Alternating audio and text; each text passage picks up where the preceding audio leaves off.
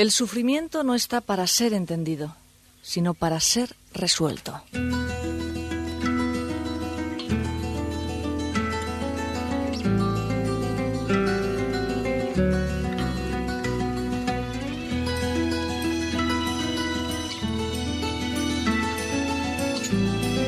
La voz de la noche, con Mariló López Garrido.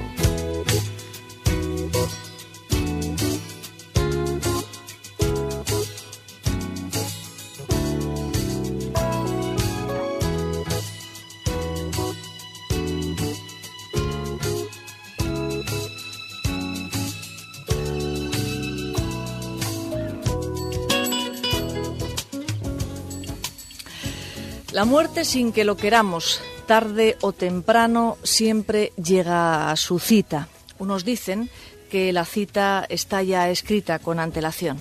En fin, hay hombres y mujeres que ante ella solo tienen páginas en blanco o discursos que no sirven para nada, o textos que se han escrito con tintas de mentira, o con odio, o con violencia.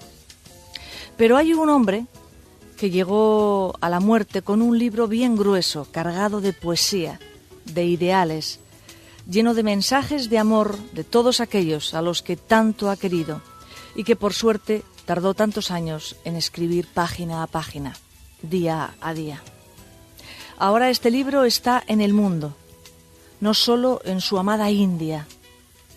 Para cualquiera que quiera consultarlo, que quiera aprender, este libro está abierto.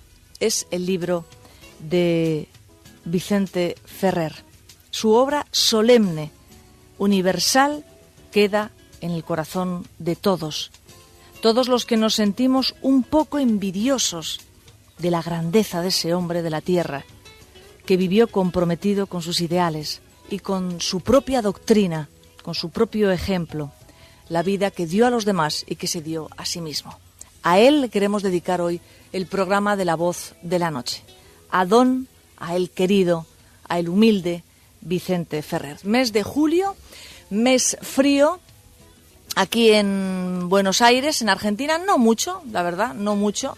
Más lo ha hecho otras semanas. Estamos con una especie de otoño-primavera, una cosa así medio extraña, que nos permite no tenerle tanto miedo a la gripe y besarnos, y abrazarnos, y tocarnos, y acercarnos, porque aquí nos negamos a dejar de darnos besos y de acariciarnos por un fantasma que vamos a indagar esta noche si existe o no existe en la realidad.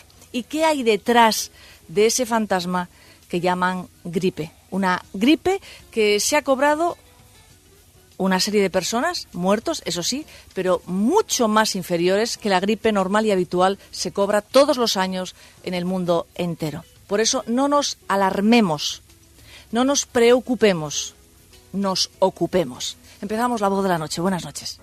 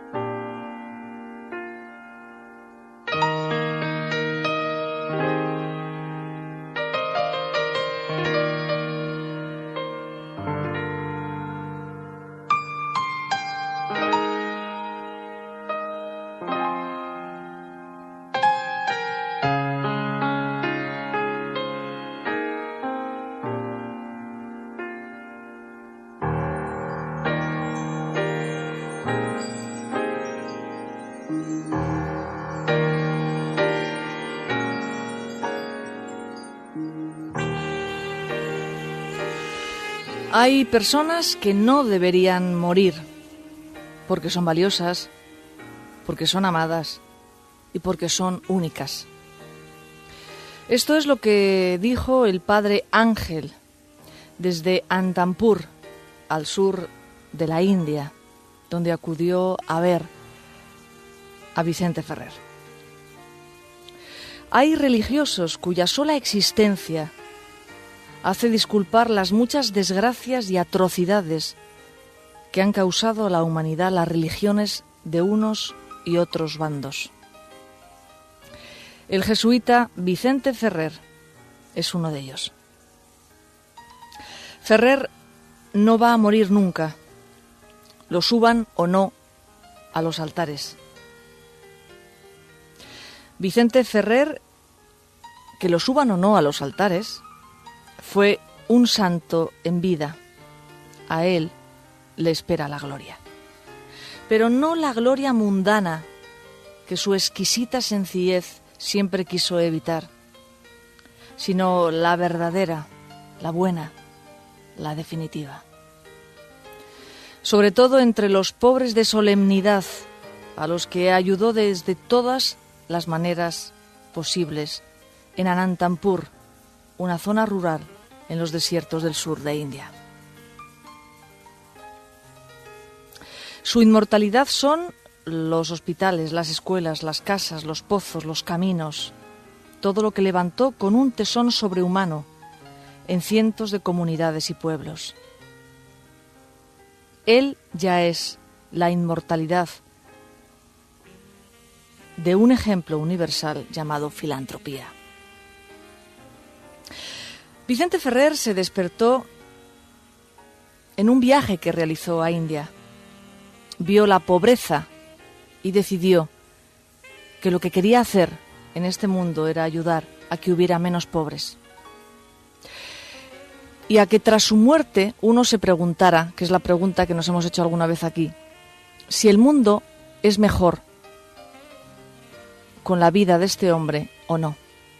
Esa es la gran pregunta que uno puede hacerse cuando llega la muerte de alguien.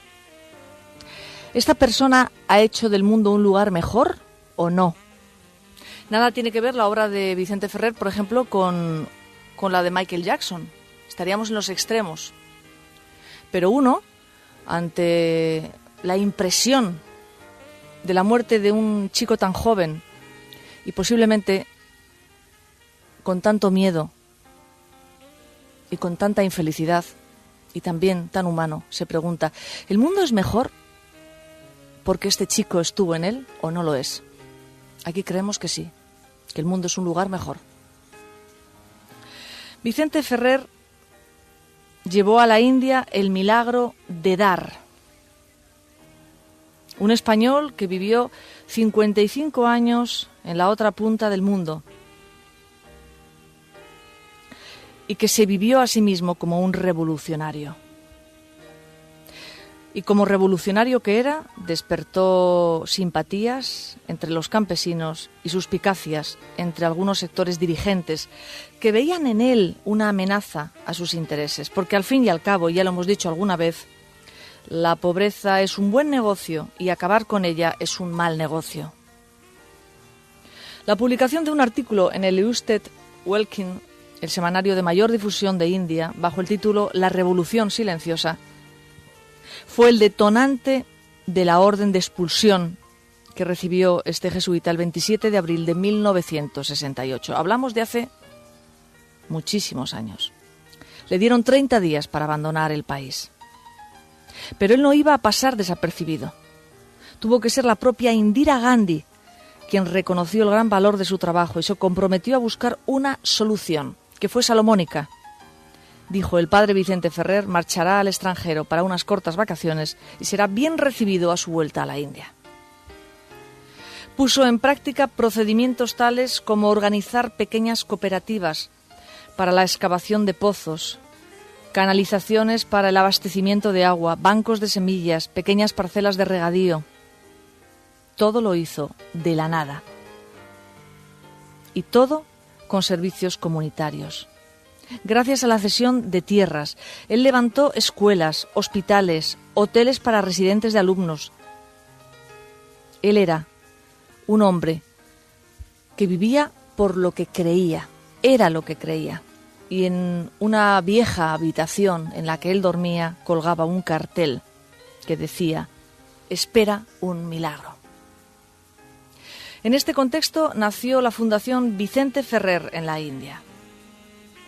La organización que bajo el liderazgo de este hombre contribuyó al desarrollo del distrito de Anantapur. Fue un auténtico líder revolucionario. Consiguió que se apadrinaran a más de 135.000 niños. Más de 2,5 millones de personas se beneficiaron. Más de 2.000 pueblos y aldeas vivieron gracias y viven gracias a sus proyectos. Todo de la nada, porque este hombre fue con sandalia, pantalón y camisa a la India. Y un buen día se cansó de recibir malas noticias del Vaticano y dejó la compañía de Jesús. Y dejó de ser un religioso. Y yo digo que ese día se convirtió en religión. Participó obligatoriamente de la Guerra Civil Española, fusil en mano, y ahí tuvo claro que lo suyo no era quitar vidas, sino darlas. Sucesor de aquellos valientes jesuitas del Paraguay, se adelantó a la institución del padre Arrupe y sabía que no se podía predicar la fe sin luchar contra el hambre, sin luchar contra la incultura, sin luchar contra la injusticia. Resistid, cavad pozos y os pagaré con trigo y aceite, les decía a los desposeídos de Bombay. ¿Hay algo más subversivo que levantar la dignidad de los seres humanos? Me pregunto. Esa es la obra de un hombre que hizo que este mundo sea hoy un lugar mejor.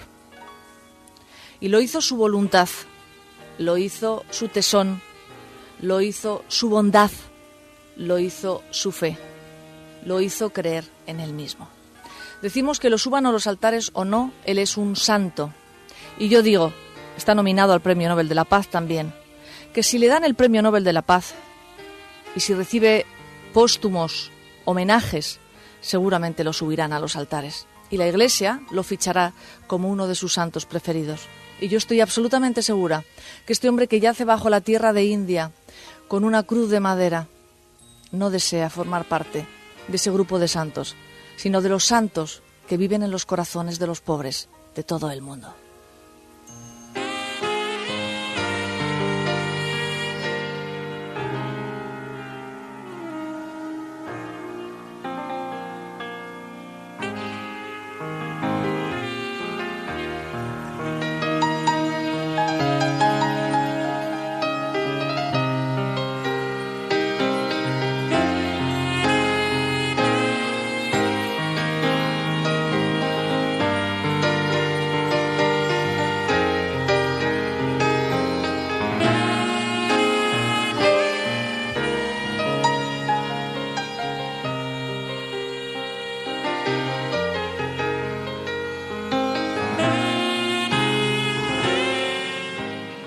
Gracias por escuchar La Voz de la Noche.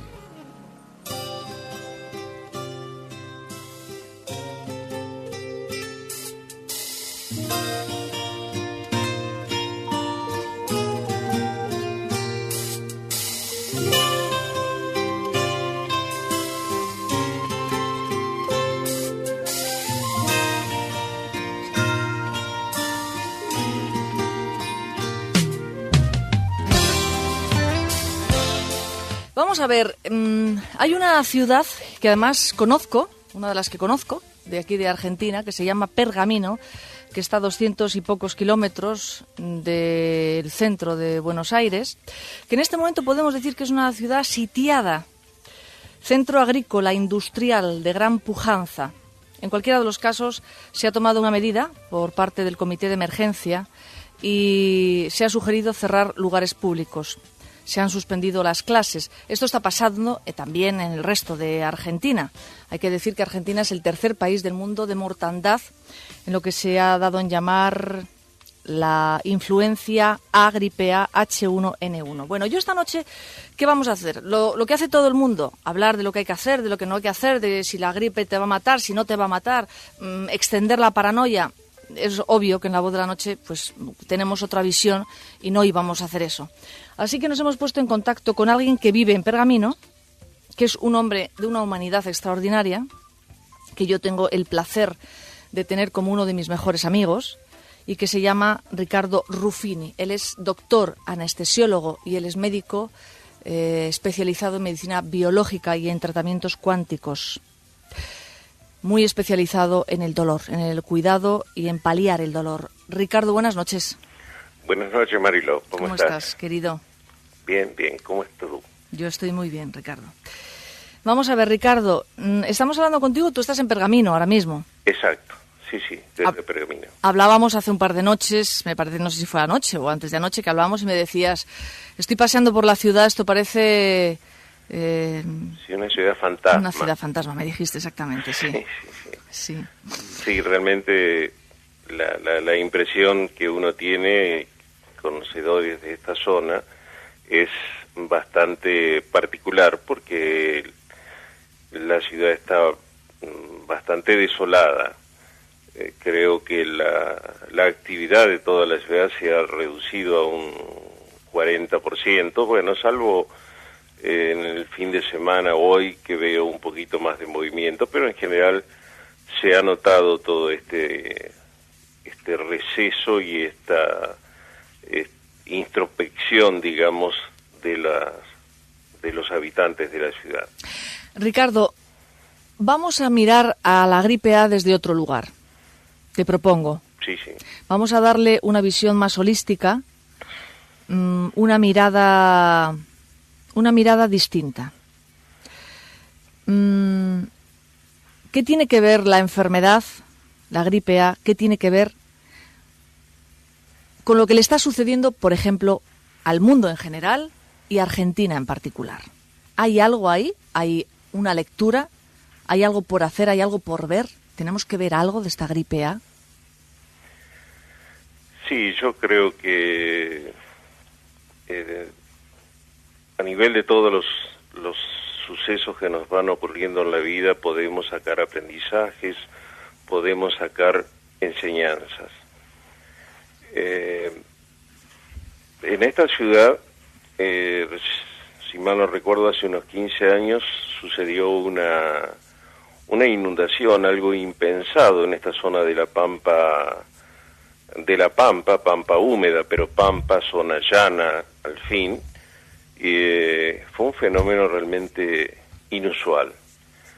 Posteriormente, bueno, hemos visto que estos desastres o grandes catástrofes climáticas se han ido reproduciendo en distintos lugares del país y del mundo. Todo esto que está sucediendo, creo que lo podemos enfocar con una mirada muy simplista, enfocándonos y asustándonos, rasgándonos las vestiduras por esto que está pasando, por esta influenza porcina, o tratar de echar otra mirada, una mirada más integradora y ver qué es, si podemos sacar un aprendizaje, que debemos sacar un aprendizaje de todo esto. Yo creo que lo que está sucediendo en este momento es como cuando a un paciente se le da el diagnóstico de que tiene una enfermedad grave, muy grave o terminal o un cáncer, donde vemos que se produce un caos, un pánico, bueno, se corre, se consultan, se utilizan distintos terapias, en fin, lo que hay que calmar es lo que se hace es tratar de calmar la ansiedad, más que tomar medidas efectivas. Aquí ya ha explotado la bomba, ya estalló, ya tenemos la pandemia en nuestra zona, en el país, y tenemos que pensar qué es lo que está pasando con el medio ambiente. Por lo menos eso es una primera reflexión que deberíamos hacer. ¿Qué es lo que estamos haciendo en el medio ambiente para que nos estén sucediendo esta serie de catástrofes? Hace 4 o 5 años tuvimos el caso de la virosis de la vaca loca. Hace unos 2 o 3 años la gripe aviar, ahora esto. Bueno, en algo debemos estar contribuyendo para que estén ocurriendo estas catástrofes, como los tsunamis, como estas inundaciones que te estoy comentando aquí en Pergamino. Uh-huh. Ante esto podemos quedarnos de brazos cruzados, lamentándonos, o corriendo, entrando en pánico, viendo qué hacer, y creo que eso es lo peor, y es lo que no debemos hacer. Todo lo que sea la parte emocional está comprobado, hoy ya no hay ninguna duda, de que afecta al sistema inmunitario de una manera muy importante. O sea, sería muy prudente que pudiéramos tratar de mantenernos centrados, tanto a nivel mental, espiritual y físico, como para poder estar en mejores condiciones para enfrentar esta situación. Por otro lado, preguntarnos, como en el caso de este paralelismo que te hacía con un paciente que ha desarrollado un cáncer. Bueno, el cáncer es lo mismo, no se produce por generación espontánea. Recorre un camino, un paciente va recorriendo un camino y va haciendo los deberes, así esto dicho entre comillas, como para llegar a tener un cáncer. En esta situación se me ocurre que algo debemos estar haciendo los seres humanos para que nos estén pasando esta serie de catástrofes, como te decía, climáticas, médicas. Creo que sería muy importante replantearnos y tratar de actuar con un poquitito de lucidez y de entendimiento como para poder cambiar nuestro estilo de vida. En definitiva, de eso se trata, es lo que pregona la medicina biológica, mantener un estilo de vida adecuado, cambiar ciertas pautas de nuestra salud, como para poder seguir gozando de nuestra salud. Yo hacía una lectura sobre el tema de la gripe A en este caso, pero también las vacas locas que tú lo has nombrado, en fin, todo lo que lleva pasando. En primer lugar, hay como una lectura sobre cómo tratamos a los animales. O sea, hay toda una lectura ahí sobre cómo alimentamos y cómo sacrificamos a los animales. Y aquí nos está volviendo, por ley kármica, nos está volviendo la chuleta para acá, ¿no? Uh-huh. Y luego hay algo que a mí me llama la atención con esta y otras enfermedades, como sucedió en su momento con el SIDA. Y es que el mensaje al final es: no os toquéis, no os abracéis, claro, no os beséis. Claro. Se produce una... o sea, para salvaguardar mi vida yo tengo que alejarme de los demás, tengo que aislarme. Uh-huh. Y es fuerte cuando tú ves a la gente que, bueno, pues que vas a saludar a la gente que siempre les da un beso y como que se aparta y no te lo da, ¿no? Y entonces ese es un pequeño matiz muy interesante que si tú lo extiendes a toda la sociedad y tú lo extiendes a todo el mundo, pues hay todo un mensaje ahí, ¿no? Que se está haciendo, ¿no? Sí, así es. No vamos a negar todas las medidas de prevención, las medidas, pero se ha exagerado, se está, lo que hablábamos antes, llegamos al pánico a hacer cosas sin saber exactamente si son útiles o no, y nos están llevando, por ejemplo, a lo que tú dices, a aislarnos, ¿no? A las dos cosas peores para poder enfrentar a una situación de crisis es precisamente aislarse y entrar en pánico. Es lo que nos va a terminar por anular, debilitar o hacer ineficiente nuestro sistema inmunitario, que es lo que necesitamos tener en excelentes condiciones ante cuadros o situaciones como la que estamos viviendo. Uh-huh. Ricardo, tú eres médico. Como médico, eres también médico alopático, pero luego también Eres una persona especializada en medicina biológica Así es. y tratamiento del dolor. Como médico, y eres un hombre muy tranquilo, eres un hombre muy sereno, con una profunda fe y gran sabiduría. Yo creo que te conozco bastante, nos hemos conocido bastante en los últimos meses. ¿Qué le aconsejas a la gente que te está escuchando y que está en un trabajo de crecimiento interior verdadero y real? Bueno, ¿cuál es la línea divisoria entre la precaución real y la paranoia? ¿Dónde cruza uno esa línea? Yo creo que cuando empezamos a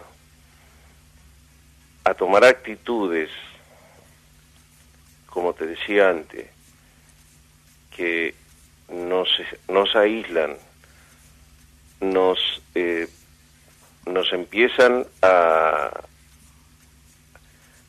quitar lucidez o nos empiezan a atemorizar,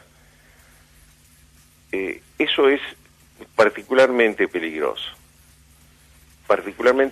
porque, por lo que hablábamos antes, la parte emocional junto con la parte digestiva son dos pilares fundamentales que hacen a la salud de nuestro sistema inmunitario.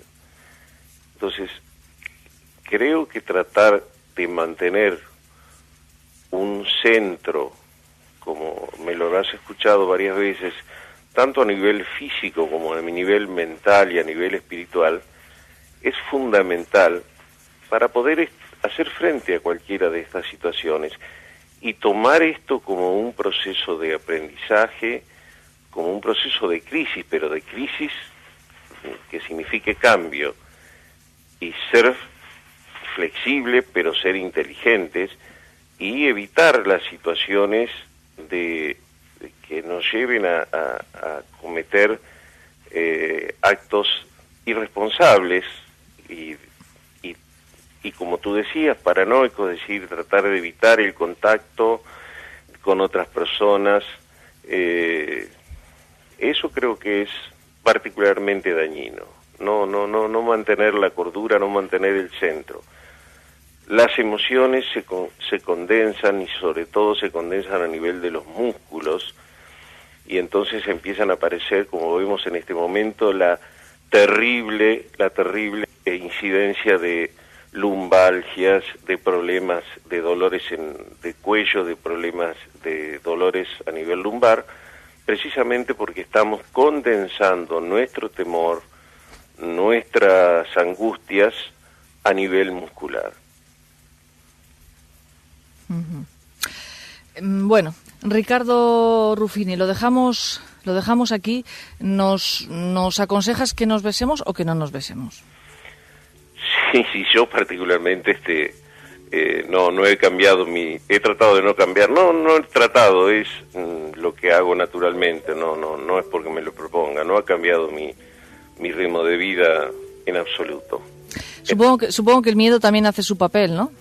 Sí, por eso es lo que estamos hablando, es toda esta situación en definitiva, tenemos que ponerle por encima una etiqueta que se llama miedo. Estamos ante una situación que es entendible porque son situaciones muy pocas veces vistas, es decir, no las hemos visto nunca en la Argentina había ocurrido esta epidemia. Ya creo que estamos en el 3er o 4er lugar en el mundo en cuanto a... Tercero en número de muertes. Es entendible, pero el hecho de que sea entendible no significa que debamos rendirnos y perder lo mejor que podemos tener, que nuestra cordura, nuestra sensatez ante todas estas situaciones. Y la capacidad de ver y de aprender. Exacto. Cuanto antes aprendamos, exacto, antes se irá el virus. Exacto. Bueno, Ricardo va a ser un colaborador habitual de La Voz de la Noche. Ya aprovecho para presentároslo. Bienvenido a nuestro programa, Ricardo. Bueno, muchas gracias. Yo sí te beso. Sí, a la distancia nos besamos. Venga, un beso grande, buenas noches. Gracias, buenas un noches. abrazo, buenas noches. Buenas noches. Nos acercamos a los servicios informativos de Radio Continental. Volvemos en unos minutos.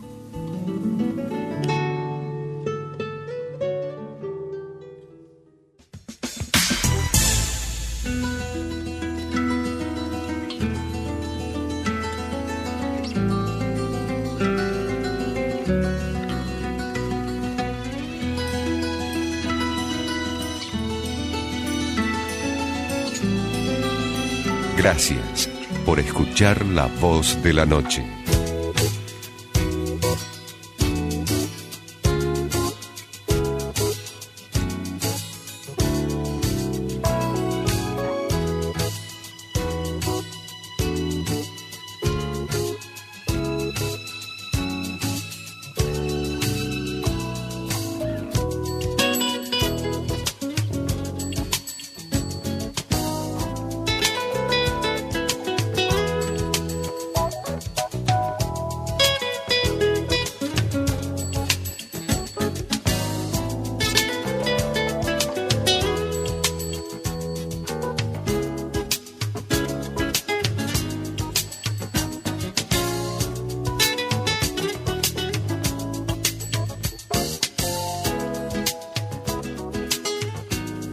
Aquello que nos sucede desde otro lugar, una otra mirada, darle un sentido distinto, menos habitual a lo que está aconteciendo en nuestra vida, sobre todo en nuestra vida interior. Y añadiendo a lo que estábamos hablando hace un rato con Ricardo Cruceira, como tengo aquí a Inés ya se me cruza el cable. Buenas noches, Inés, por cierto. Buenas noches. ¿Qué tal? ¿Cómo estás? ¿Qué tal? ¿Cómo están? Ricardo Ruffini, como lo que hablábamos con Ricardo Ruffini hace un momento, es muy importante tener en cuenta que estando dos aquí, que somos Inés y yo, Inés se pilla el virus y yo no, me lo pido. Me pido ser la que no. ¿Por qué? Porque tengo el sistema inmunológico más desarrollado o más fuerte, o porque no creo en aquello, o porque emocionalmente estoy más preparada, o porque no le doy bola, o en fin. O sea que hay muchas cosas que ver en todo esto. O sea, esos estornudos que da la Tierra y estos virus y estas pandemias y estas cosas que nos están sucediendo nos están diciendo cosas. Entonces, o no leemos nada y nos dedicamos nada más a buscar el antídoto y a otra cosa porque vendrá otra mayor, o miramos un poco debajo, qué es lo que en los cimientos, qué es lo que ha hecho que esa construcción se esté cayendo. Inés, ¿estás conmigo? Por supuesto.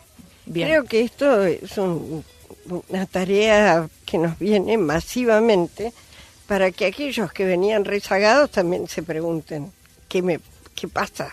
¿Qué es estar en el mundo en estas condiciones? Y luego, esto que yo le he dicho a Ricardo, estoy muy convencida. Hay toda una rebelión por parte de los animales, porque es de terror el tratamiento que le damos a los animales, la alimentación que se le da a los animales, la muerte que se le da a los animales, el transporte que se le da a los animales. O sea, sí. Eso nos tiene que volver, pero si es que nos tiene que volver por algún sitio, si es que estas cosas te tienen que volver. Es así, o entramos en armonía con el contexto donde vivimos y con los seres humanos que nos rodean, o vamos a terminar enfermos y mutilados y separados unos de otros. Esto es así. Si todos somos uno y vivimos haciendo como que no es verdad, bueno, vamos a conseguir que no sea verdad. Claro, efectivamente. Bueno, Inés, durante todo el mes pasado, mes de junio, hemos estado tratando el caso de Marta.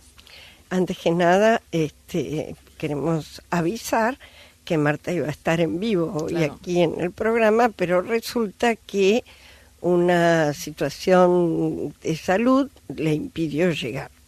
Ahora la tenemos en contacto para saludarla al menos, y igualmente vamos a trabajar su caso. Bien, o sea que Marta está en la línea telefónica, está en casa con un problema de salud, hablando de salud que estamos, y en cualquier caso va a participar y vamos a hablar de lo que le ha sucedido a Marta. La quiero saludar. Buenas noches, Marta. Buenas noches.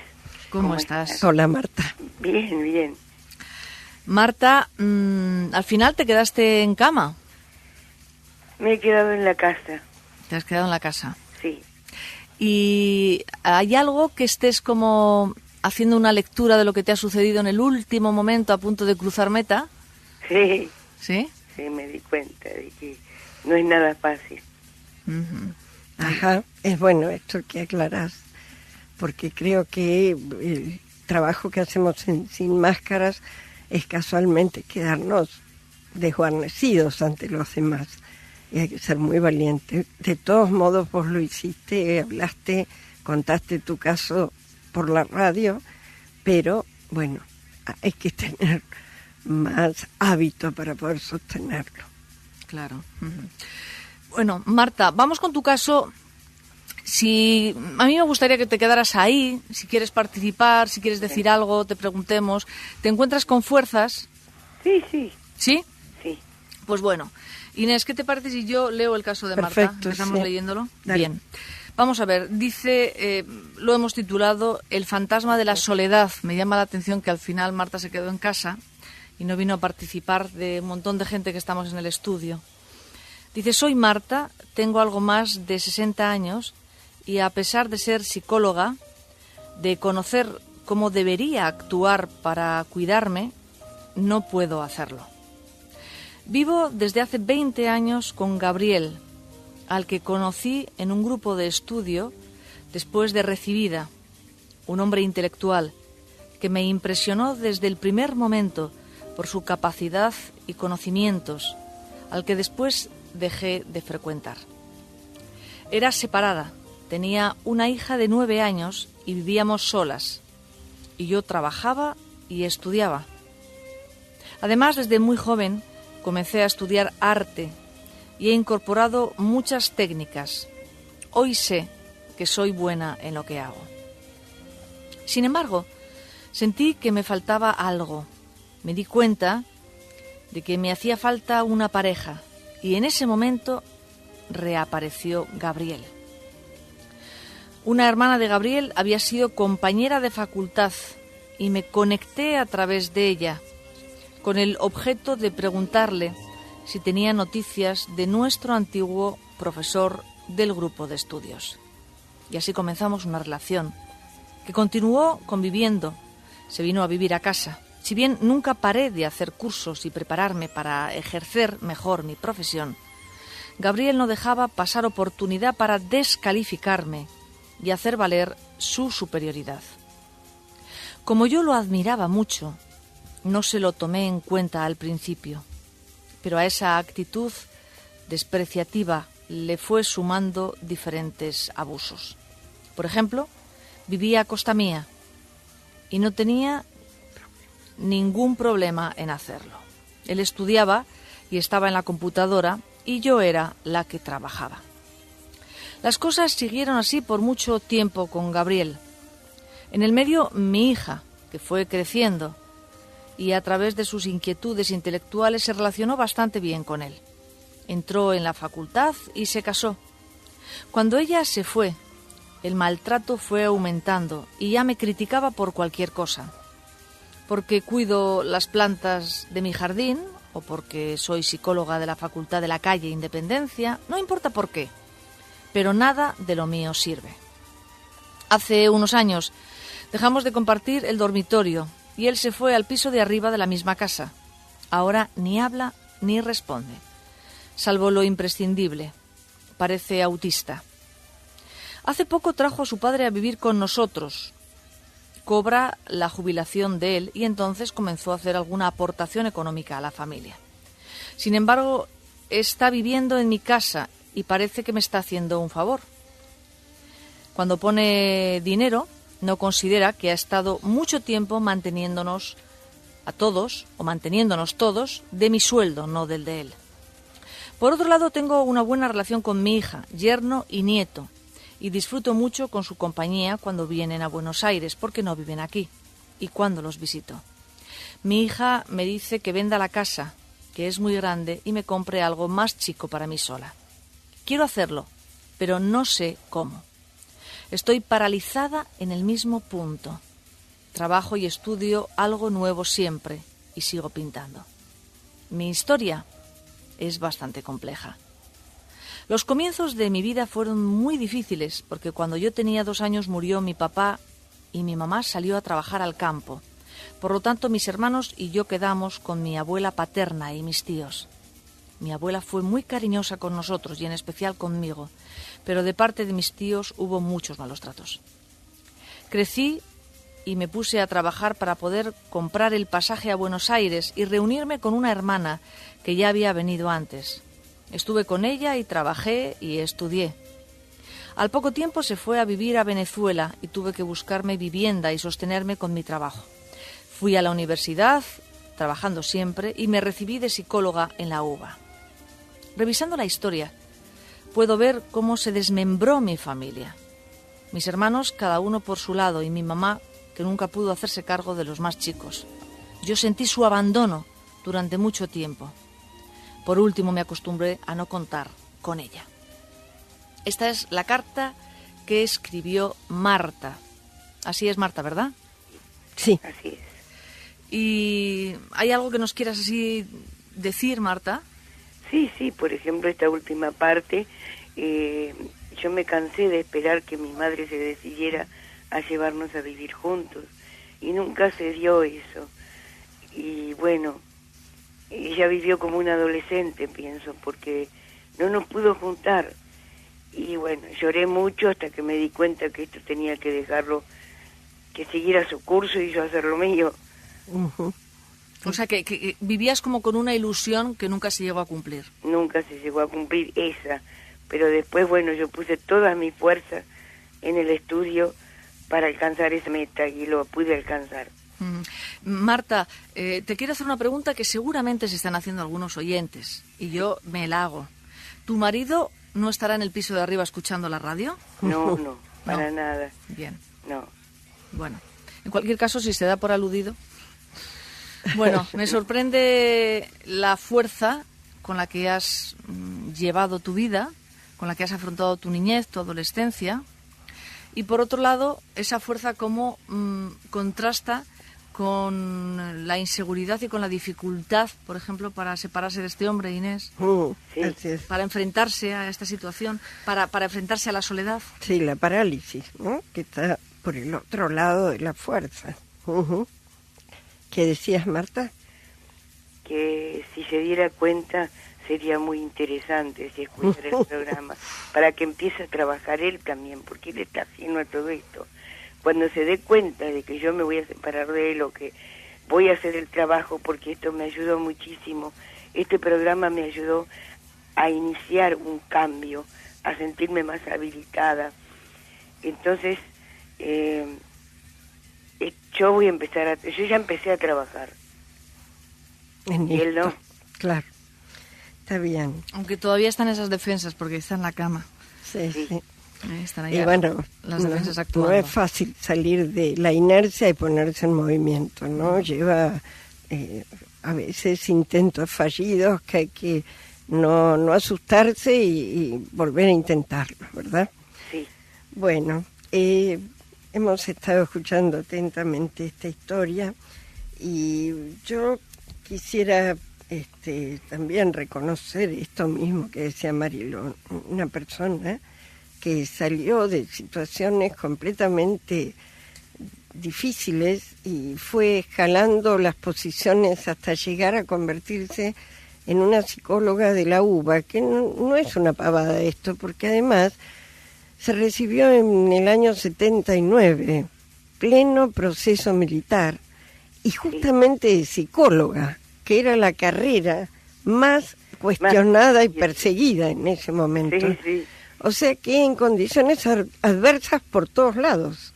Y sin embargo llegó y fue cubriendo, ¿no? Había que tener mucho cuidado, estar sin ninguna dirección encima, estar totalmente limpio, no llevar ningún material que te pudiera comprometer.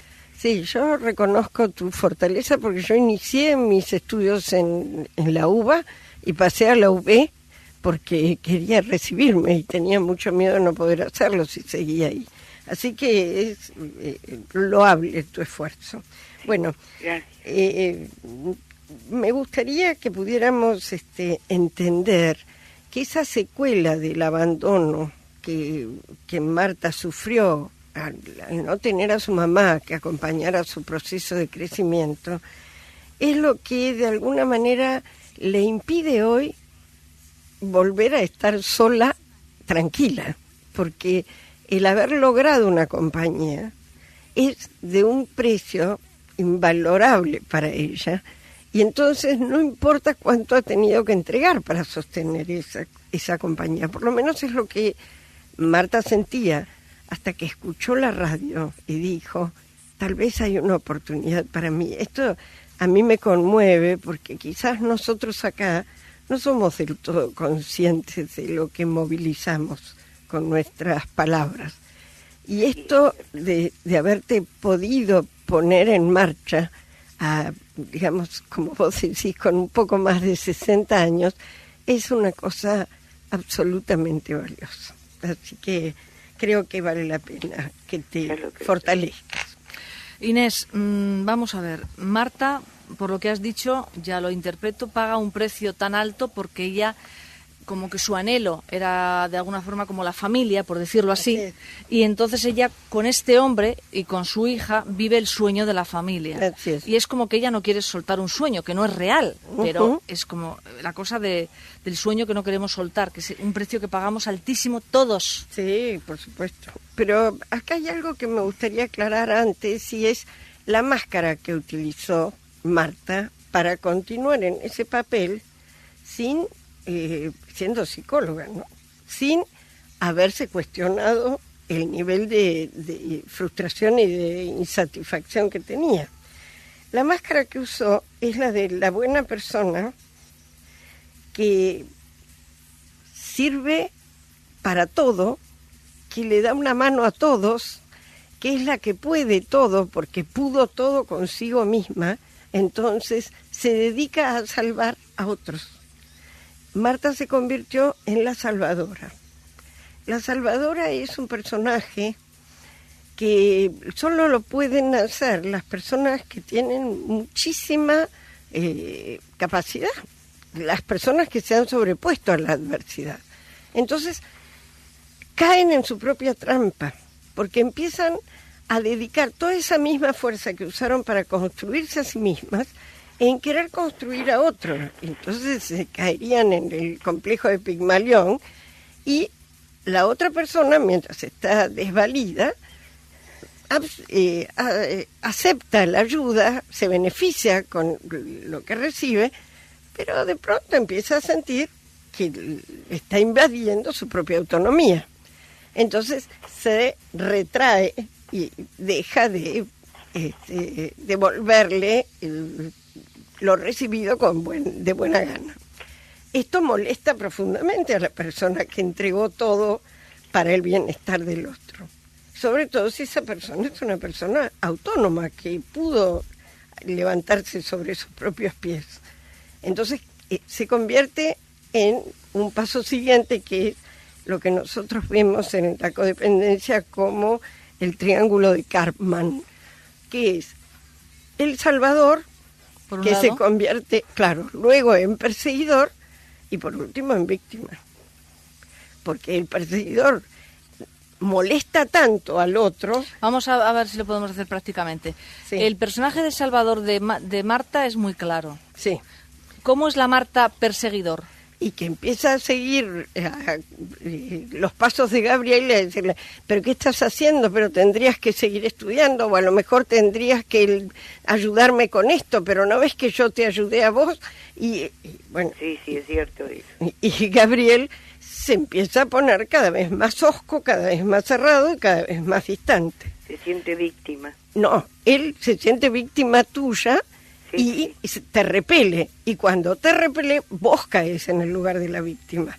Esto es interesante. Ella entra en la cosa de, con lo que yo he hecho por ti, fíjate ahora cómo me respondes. Cría cuervos que te sacarán los ojos. Bueno, pero nosotros lo hacemos prácticamente así como en una dramatización acá, pero eso es tan común en todos nosotros, sí, totalmente, que hay que tenerlo muy claro. Cada vez que ayudas a otro que no te lo pide, estás haciendo algo que no corresponde. Ahora, si te lo pide, pensalo 2 veces. Pero si no te lo pide, jamás, salvo que sea realmente un desvalido y que sea una cosa de solidaridad, que uno vaya, ayuda de buena voluntad inmediatamente.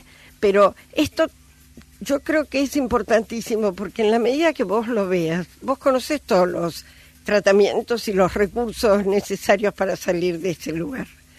Sí, es cierto. Esto que apareció en tu vida por un programa de radio, en realidad es también el tope que esta insatisfacción fue generando dentro tuyo.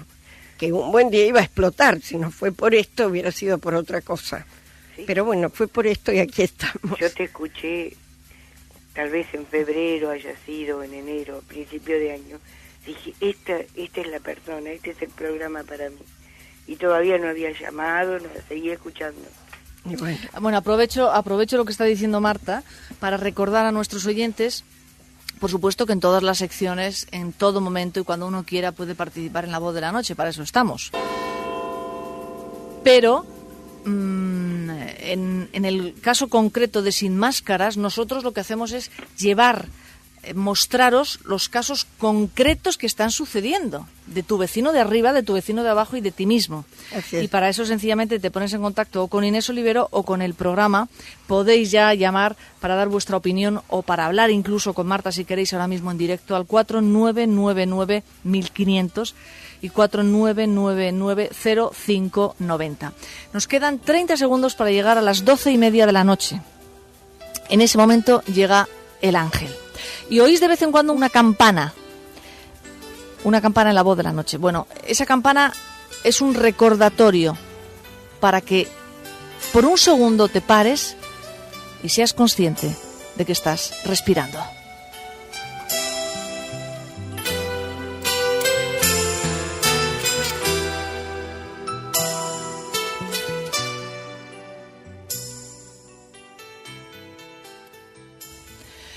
Por la tolerancia, la paz y la sanación en el planeta Tierra.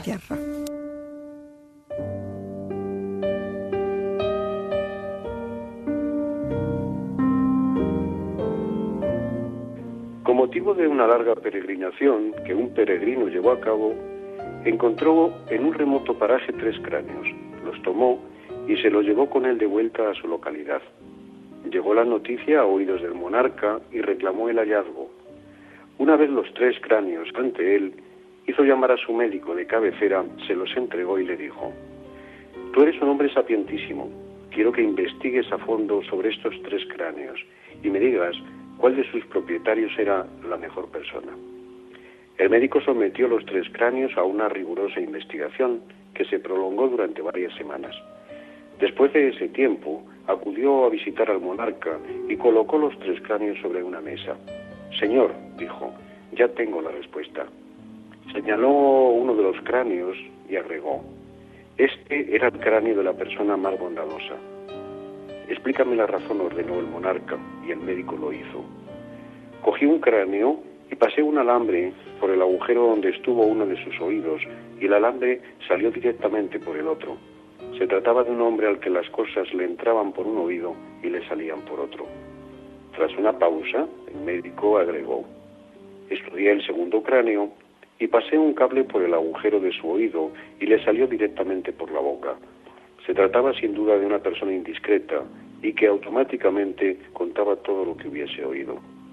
El monarca permanecía expectante. El médico añadió: «Cogí el tercer cráneo, pasé el cable por un oído y emergió por la parte de abajo, en dirección al corazón. Esta persona maduraba en su corazón aquello que escuchaba y se identificaba con ello. Era, no cabe duda, la más bondadosa y la más sabia también». Después de muertos poco importa ya lo que fueron o lo que hicieron, pero los que compartieron con ellos sus vidas y su suerte podrán dar testimonio a favor o en contra cuando llegue el momento. Todo queda escrito, pero de forma mucho más importante y completa de lo que podemos ver en sus calaveras, porque lo más importante queda reflejado en ese registro universal, donde no importa tanto los detalles de su persona como la trascendencia de sus actos y la influencia ante su herencia en los que vendrán después a ocupar el suelo que ellos antes pisaban. Los corazones grandes se cuidan mucho de no dejar marcas de su persona, pero qué poco pueden evitar que se note su presencia, aunque solo sea por el amor que siembran y regalan como jardineros de luz del verdadero Edén, haciéndonos partícipes y beneficiarios de su labor. A algunos se les recuerda o venera más o menos tiempo, otros pasan rápidamente a engrosar esa gran lista escrita en el aire con tinta invisible, pero que sigue en silencio generando vida y luz eternamente, simplemente donde hace más falta. Hoy me gustaría hacer un pequeño homenaje a un hombre santo, aunque quizá jamás será canonizado por ninguna iglesia, y para bien, porque no creo que le hubiera gustado mucho perder el tiempo y el dinero alabando al humo por su causa, en vez de utilizar estos recursos para dar de comer a los hambrientos, sean estos de pan, cariño o compañía.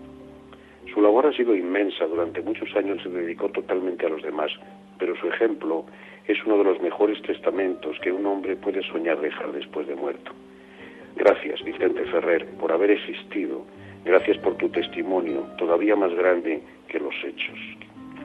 Millones de personas agradecidas te recordarán durante mucho tiempo. Y el murmullo del viento repetirá tu nombre cuando alguien, en cualquier lugar y en cualquier momento, como consecuencia de tu mensaje, haga algo por ayudar a sus semejantes. Da igual de qué manera o en qué lugar. Seguirán sembrando vida a través de la vida que tú sembraste. A la vez me siento triste por tu pérdida, como contento y orgulloso de pertenecer a la misma humanidad que tú, sin distinciones de razas, clases ni castas, que tú muy bien conocías. Como también sabías que donde reina la mayor oscuridad es donde hace falta más luz. Y sobre todo, en el mismo tiempo que tú viviste este momento que vivimos, donde la humanidad, inocente e inconsciente, está cogiendo carrerilla para dar el gran salto que por fin la lleve al encuentro de sí misma. Como decían las decenas de miles de pobres que fueron a Anantapur a su funeral, era de un país lejano, pero vino a trabajar incansablemente por nosotros los pobres. Así que está en nuestro corazón, queremos verle, es nuestro. Gracias, Vicente Ferrer, y hasta siempre. Para conocerte no necesitamos mirar tu calavera, sino tus hechos. Buenas noches.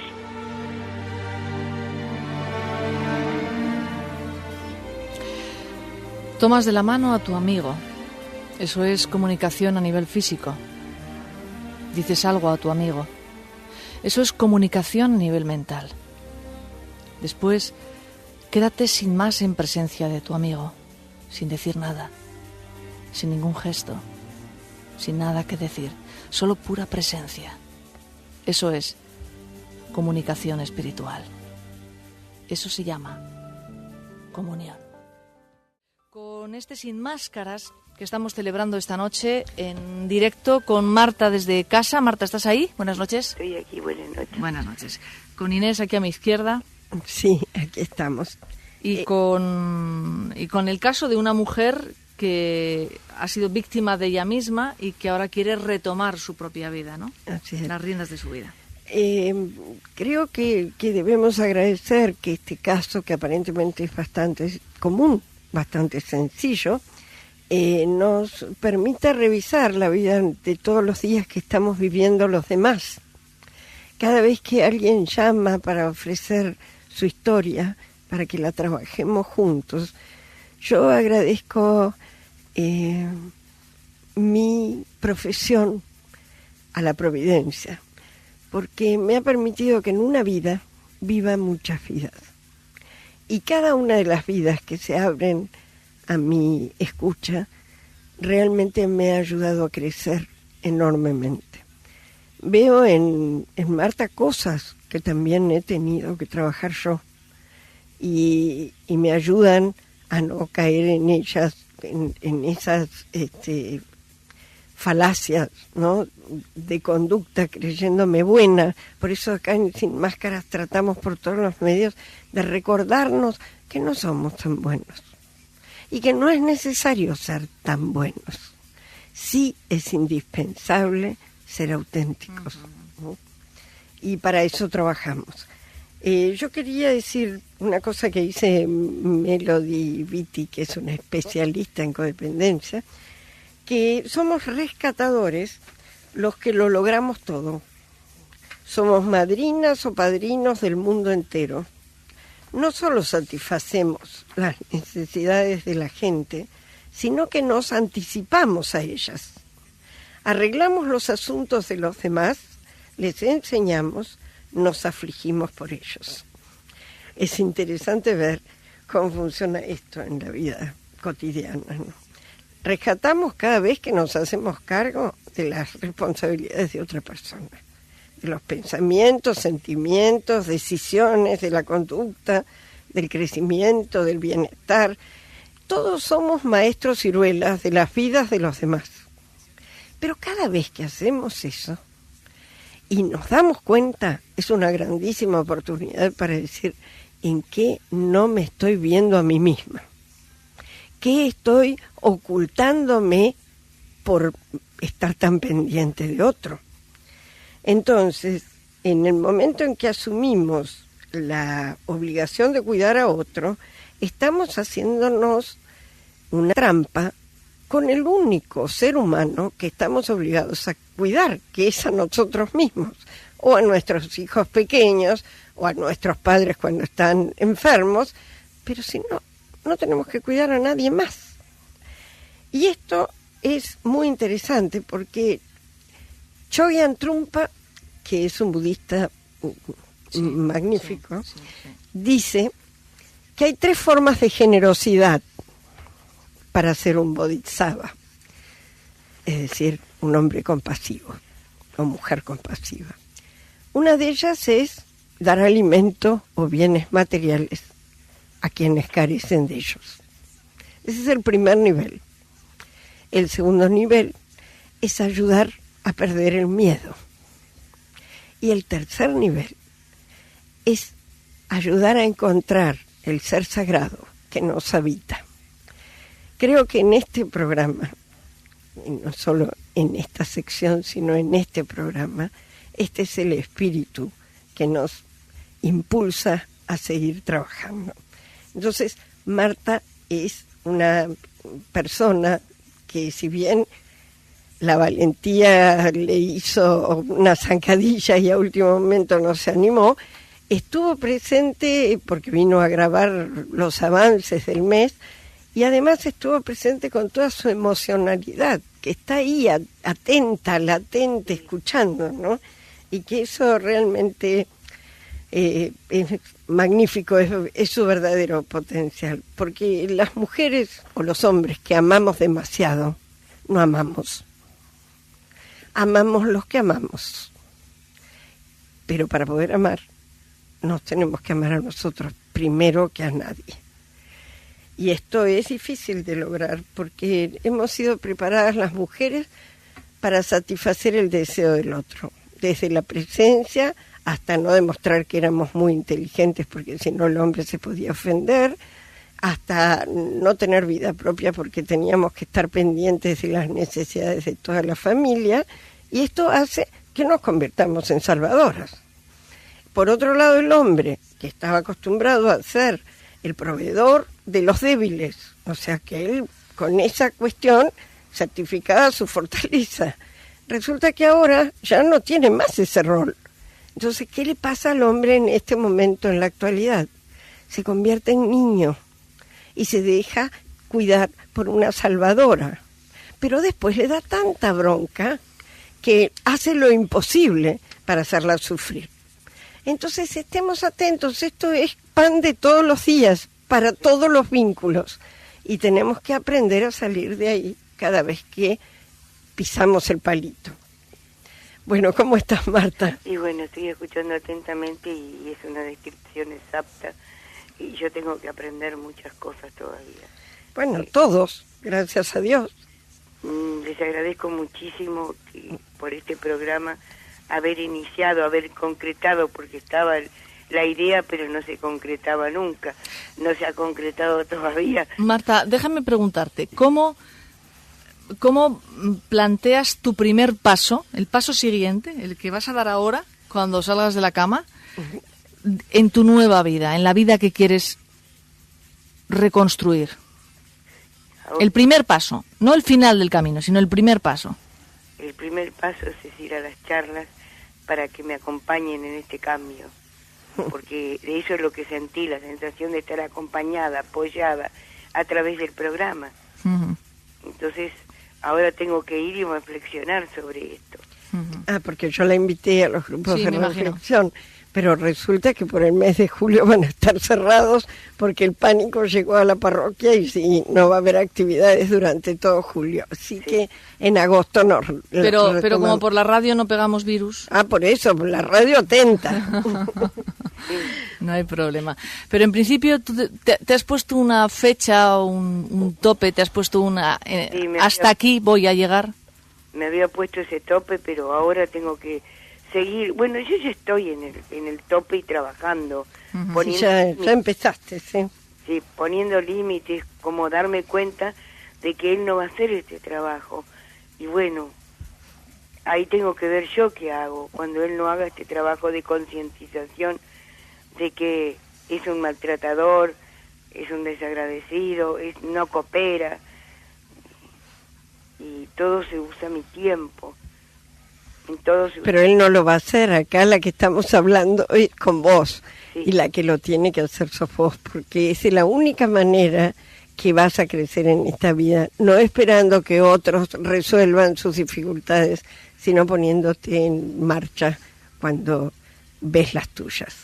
Marta, ¿reconoces todas estas partes que ha estado desgranando Inés? Sí. La víctima, la perseguidora, la salvadora. Sí, la salvadora, eso es con todo. Sí. Con todo, ese es como tu gran personaje. Sí, exactamente. Es mi gran personaje, la salvadora. Porque como me salvé yo, conozco el camino y dije, bueno, pero no me he salvado del todo. Así es. Está ahí. El Salvador tiene una cosa. Te voy a decir lo que pasa con la salvadora. La salvadora tiene una parte que se hace imprescindible para el otro porque le está salvando. Sí. Es una manera de que el otro no te deje. Sí. Porque tú le salvas. Sí. Así es. O sea, es un miedo al abandono, una vez más, que es un miedo a la soledad. Volvemos al mismo sitio. Eso es. Bueno, ese es el corolario que queremos dejar planteado, que el miedo a la soledad hace que paguemos un precio muy alto para estar acompañados. Y esa compañía no es desinteresada. Es una compañía donde nosotros damos mucho, entre comillas, pero tenemos al otro encarcelado para que no se vaya porque yo le soy altamente necesaria. Claro. Cuando yo dejo de ser altamente necesaria para el otro no tiene más remedio que empezar a ver dónde está el piso bajo sus pies y ponerse en marcha. Una de las primeras cosas que tengo que aprender, a que el otro tiene que hacer lo que yo estoy haciendo todo el día. El otro tiene que hacer lo que elija. Acá la que tiene que hacer un cambio y un paso hacia una dirección diferente sos vos. Pero una cosa que yo quiero decir para cerrar un poco la temática de tu problema es que les quiero leer el mito de Pandora, ¿no? Que es muy interesante porque dice, cuando Prometeo osó robar el fuego que portaba el dios Sol en su carro, Zeus entró en estado de cólera y ordenó a los distintos dioses crear una mujer capaz de seducir a cualquier hombre. Hefesto la fabricó con arcilla y le proporcionó formas sugerentes. Atenea la vistió elegante y Hermes le concedió facilidad para seducir y manipular. Entonces Zeus la dotó de vida y la envió a casa de Prometeo. Allí vivía el benefactor de los mortales junto a su hermano Epimeteo, que a pesar de estar advertido de que Zeus podría utilizar cualquier estrategia para vengarse, aceptó la llegada de Pandora y, enamorándose perdidamente de sus encantos, la tomó por esposa. Pero Pandora traía algo consigo, una caja que contenía todos los males capaces de contaminar el mundo de desgracias y también todos los bienes. Uno de los bienes era la esperanza, consuelo del que sufre, que también permanecía encerrada en aquella caja. Y es que por aquel entonces cuentan que la vida humana no conocía enfermedades, locuras, vicios o pobreza, aunque tampoco nobles sentimientos. Pandora, víctima de su curiosidad, abrió un aciago día la caja y todos los males escaparon por el mundo, asaltando a su antojo a los desdichados mortales. Cuentan que los bienes subieron al mismo Olimpo y allí quedaron junto a los dioses. Asustada la muchacha, cerró la caja de golpe, quedando dentro la esperanza, tan necesaria para superar precisamente los males que acosan al hombre. Apresuradamente corrió Pandora hacia los hombres, a consolarlos, hablándoles de la esperanza, a la que siempre podrían acudir, pues estaba a buen recaudo. Este es el conocido mito de la caja de Pandora, que forma parte de la mitología griega, pero además es el que da origen a esa frase tan común, que lo último que se pierde es la esperanza. Entonces valdría la pena que, recordando esto, ya la caja de Pandora fue abierta, ya los males salieron y se repartieron por todos lados, ahora nos queda la esperanza. Bueno, Marta, ha sido muy interesante este aporte tuyo. No sé si vos querés decir algo más, si estás con ganas de comentar algo, si te parece que... Me gustaría comentarle a Mariló que la esperanza está en el cambio que voy a dar, y bueno, si me permite en el futuro ir a testimoniar este cambio. ¿Cómo no? Estás invitada, por supuesto. Como agradecimiento a este acompañamiento que me han hecho, esta fuerza que me han dado. Durante este mes, fíjate que no es tanto y sin embargo ha servido. Así que bueno. Muchísimas gracias por tu testimonio y por hacerlo público. Bueno, ojalá que muchos puedan aprender y que esto sea un disparador. Gracias, Marta. Gracias, Marta. Muchísimas gracias. Buenas noches. Buenas noches. Este programa se llama La Voz de la Noche.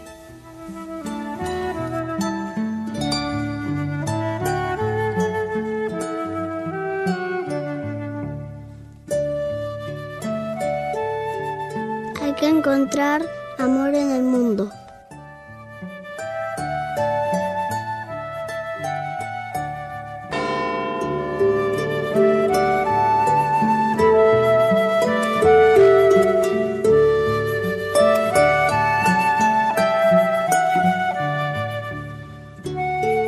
¿Estás atravesando una crisis?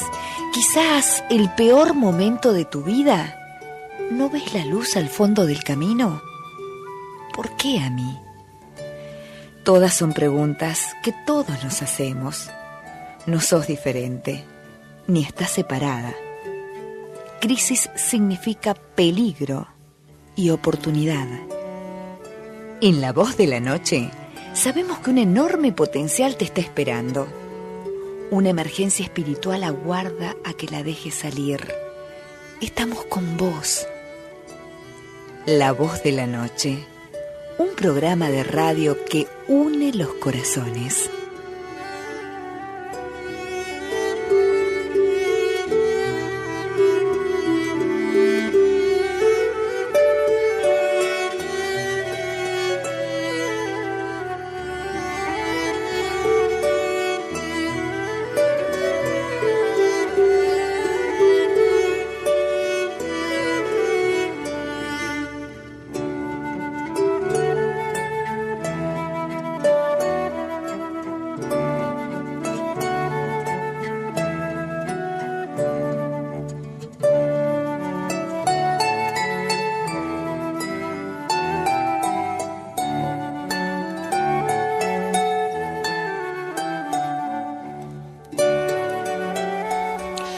Tenemos una afirmación que nos va a acompañar toda esta semana, primera semana del mes de julio, en La Voz de la Noche.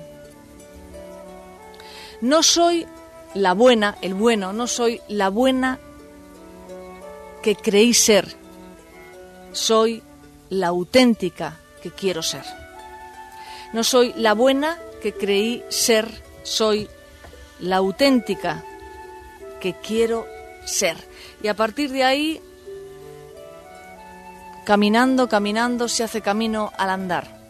Hay mucho que puede salir desde que trabajes con esa afirmación durante toda la semana. La escribas, la medites, la repitas, la tertulies, la uses de separador del libro, la coloques en el cristal del cuarto de baño. Todo el tiempo, como un mantra, taladrándote el inconsciente.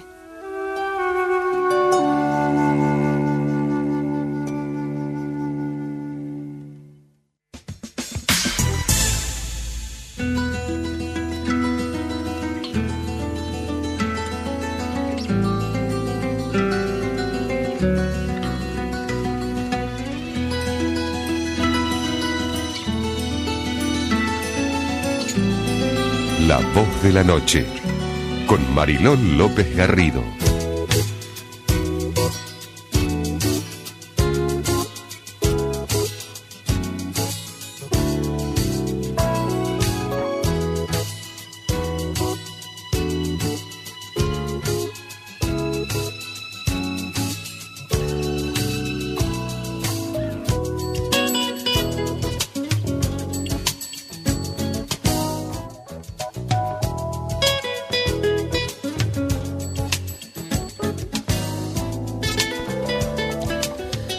Ocho minutos pasan de la 1 de la madrugada. Fíjate lo que son las cosas de la vida. En Honduras, el señor Zelaya estaba en baja, estaba de baja, vamos. O sea, la cosa estaba bastante mal para él. Y después del golpe de Estado, ahora resulta que está en alza. ¿Y qué cosas? O sea, cómo está cambiando el mundo, cómo en realidad sí somos uno y cómo hay una movilización, cómo toda América se moviliza para contrarrestar un golpe de Estado que va en contra de la democracia y en contra de la opinión del pueblo. Y todos los dirigentes se unen para decir no. Fíjate cómo esas cosas sí se pueden hacer, se empiezan a hacer. ¿Y qué sucede ahora con el gobierno en alza y el que está derrocado? Pues sucede que más bien va a tener que volver Zelaya a Honduras y va a tener que restaurarse la democracia por la fuerza, por el aislamiento que se ha producido a través de esta reunión de la OEA, por el aislamiento que se ha producido a un golpe de Estado que es, como la propia palabra dice, es un golpe al Estado. Y el Estado es un Estado de derecho, al que nadie le puede dar un golpe, nadie puede violar la democracia y la convivencia pacífica de unos ciudadanos. Eso se ha hecho porque el mundo tiene otra mirada, porque hay cosas que están cambiando. Estamos hablando mucho de las crisis y de la crisis económica, y yo no hago más que decir que no es solo una crisis económica la que estamos viviendo. Hay toda una crisis de sistema de valores, hay toda una crisis familiar, hay toda una crisis de convivencia. La propia gripe, como hemos empezado el programa, es una crisis de unión y de comunión. No podemos tocarnos, no podemos besarnos, porque podemos infectarnos y podemos morirnos. Fíjate, semejante barbaridad. Y esto está sucediendo en el mundo. Y a esto hay que darle una salida distinta y una visión distinta. Y cuanto antes aprendamos de lo que nos está pasando, antes dejará de pasarnos. Bienvenido, bienvenida a La Voz de la Noche. Vamos a estar hasta las 2 de la madrugada. Voy a repetir ese pequeño texto, esa cola que he querido darle al ángel para que nuestra querida oyente que nos lo ha pedido pueda grabarlo. Dice así: tomas de la mano a tu amigo. Eso es comunicación a nivel físico. Dices algo a tu amigo. Eso es comunicación a nivel mental. Después quédate sin más en presencia de tu amigo, sin decir nada, sin ningún gesto, sin nada que decir, solo pura presencia. Eso es comunicación espiritual. Esa comunicación se llama comunión. Y yo añado, comunión quiere decir común unión. Ese puente del que hablo tanto, de mi corazón a tu corazón. Ese puente de besos. Ese puente que une continentes. Ese puente que nos une a todos. Ese puente invisible que está fortalecido por algo tan poderoso como es la conciencia. No hay nada superior a la conciencia. El amor es un estado de la propia conciencia. Y cuando vivimos desde la conciencia, yo diría que casi estamos viviendo doblemente. Común unión, no hay separación. Lo que te sucede a ti, me sucede a mí. Por eso, deseo que mi vida esté en paz, porque una extensión de mi paz, algo de mí, va a llegar inevitablemente a ti. Tomas de la mano a tu amigo y eso es comunión a nivel físico. Dices algo a tu amigo, eso es comunión a nivel mental. Después quédate sin más, en presencia de tu amigo, sin decir nada, sin ningún gesto, sin nada que decir, solo pura presencia. Eso es comunión espiritual. Esa comunicación es la comunión. Tenemos por delante huellas de lo sagrado.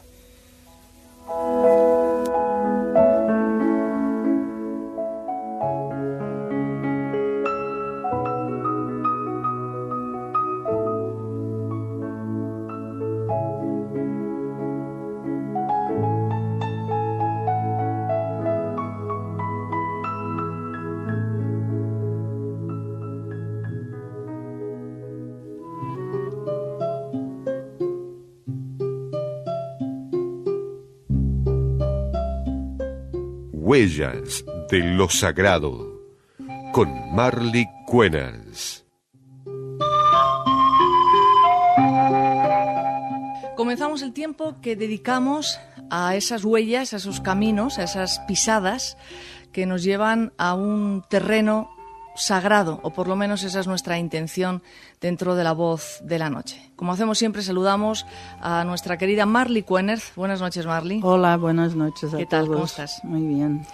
Marley, hoy vamos a hablar de la pareja. La pareja para quien le dure, porque... Sí, la cosa está difícil. Oye, le comentaba yo a una amiga el otro día, le decía, creo que ya no me queda ningún amigo así como con pareja de tiempo. Creo que ya se ha separado todo el mundo, ya están en segundas, otros están en terceras, otros ya están solos o solas. O sea, tremendo esto de mantener la pareja, ¿eh? No está fácil, ¿no? Por eso mismo quería leeros un texto de un médico psicoterapeuta que se llama Flavio Gicovate, que me pareció que tiene mucho que ver sobre la pareja en este momento. Uh-huh.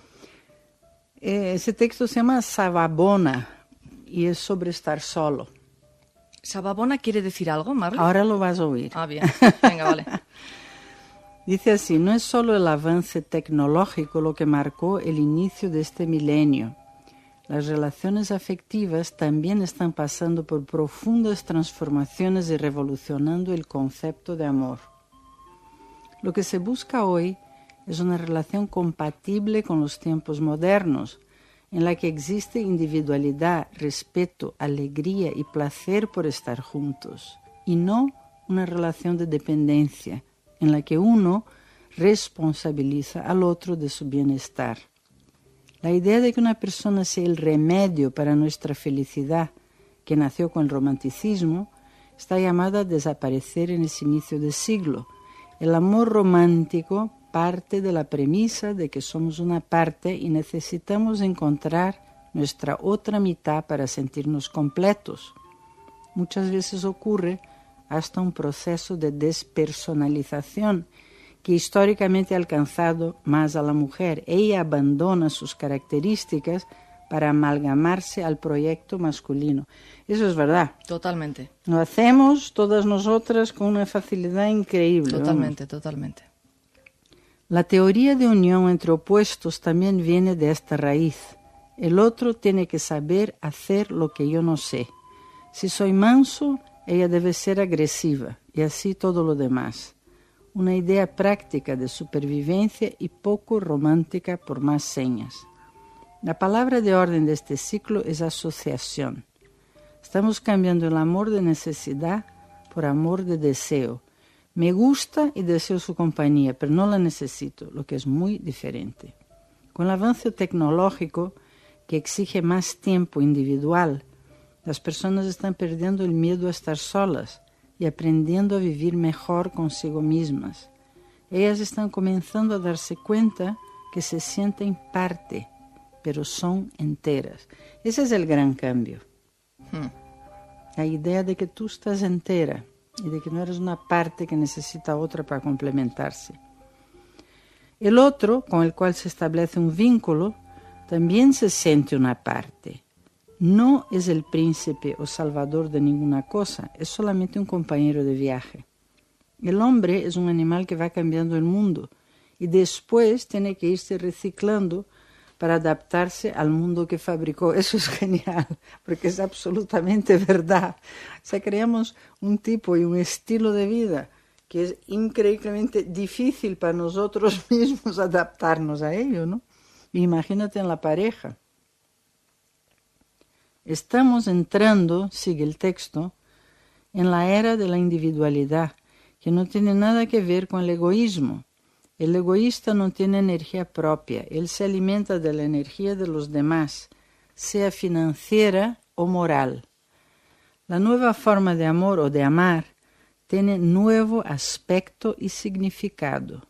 Apunta a la aproximación de dos enteros y no a la unión de dos mitades. Y ello solo es posible para aquellos que consiguieron trabajar su individualidad. Ese es otro punto muy importante, porque en el fondo el crecimiento personal es lo que persigue. Esa individualización, o sea, que tú puedas salir de tu tribu de origen y crear tu propia tribu, tus propias gentes con las que tienen cosas en común, y no seguir apegado a viejos conceptos, viejas ideas, viejas maneras de funcionar. Y sigo. Cuanto más fuera el individuo capaz de vivir solo, más preparado estará para una buena relación afectiva. La soledad es buena, estar solo no es vergonzoso, al contrario, da dignidad a la persona. Las buenas relaciones afectivas son óptimas, son muy parecidas con estar solo. Nadie exige nada a nadie y ambos crecen. Esa es la historia, es cuando te sientes bien, ¿verdad? Cuando alguien no te exige nada. ¿Sabes lo que pasa también? Que está hablando el texto que estás leyendo, está hablando de un cambio. Y claro, es que la sociedad ha respetado siempre mucho más a la persona en pareja que a la persona sola. Que generalmente la persona sola era mujer, además. Sí, sí. Porque un hombre solo ya es difícil encontrarse un hombre solo. Bueno, hoy día hay mucho, ¿eh? Empieza a ver. Hoy día empieza a ver. Pero y del mismo modo que a la hora de las separaciones es más fácil que un hombre se separe cuando tiene recambio que cuando está solo. En cambio, una mujer, aunque esté sola, se separa. Es verdad eso. Sí, y acabo. Sí. Relaciones de dominación y de concesiones exageradas son cosas del siglo pasado. Cada cerebro es único. Nuestro modo de pensar y actuar no sirve de referencia para evaluar a nadie. Muchas veces pensamos que el otro es nuestra alma gemela y en verdad lo que hacemos es inventarlo a nuestro gusto, una verdad como un templo. Y ahora respondiendo la pregunta que te hacía al principio. Eso, significado de Savabona, que es un saludo usado en el sur de África. Y quiere decir, yo te respeto, yo te valoro y tú eres importante para mí. A lo que se responde Shikoba, que quiere decir, entonces yo existo para ti. Bonito. Hago referencia a algo que dice muchas veces, que ha dicho en este programa Carlos Ramos, que tú probablemente no has escuchado. Y Carlos decía que cuando a todos nosotros nos preguntan si hemos sido queridos por nuestra familia cuando éramos pequeños y actualmente, casi todos responderemos que sí, de una manera o de otra, deturpado o menos deturpado, enviciado o menos enviciado, hemos sido queridos. Pero ¿qué pasa cuando te preguntan ¿y fuiste respetado? Él habla de la R del amor. Yo prefiero la R del respeto que la R del amor. Ahí está. Ese es un punto muy importante, porque muchas veces las madres, ahora mismo estaba hablando con una persona que me decía que tiene un hijo pequeño que la vuelve loca, vamos, que cada vez que este niño pequeño se rebela y no quiere ir a dormir y no quiere vestirse, y no quiere eso, y no quiere aquello, ella tiene un ataque de ira espantoso porque no puede más. Y entonces es eso. Ella me decía, pero si yo acabo de hablar con él, decirle, pero si te vas a tener que vestir para el colegio de todas formas, ¿por qué entonces te niegas? Pero claro, ella le está dando a él la pauta. Ella quiere que él hable, pero no le está escuchando. Le está diciendo siempre lo que tiene que hacer. Y eso es la falta de respeto. Las madres con la mejor intención del mundo, porque la intención es buena, es por amor que lo hacen.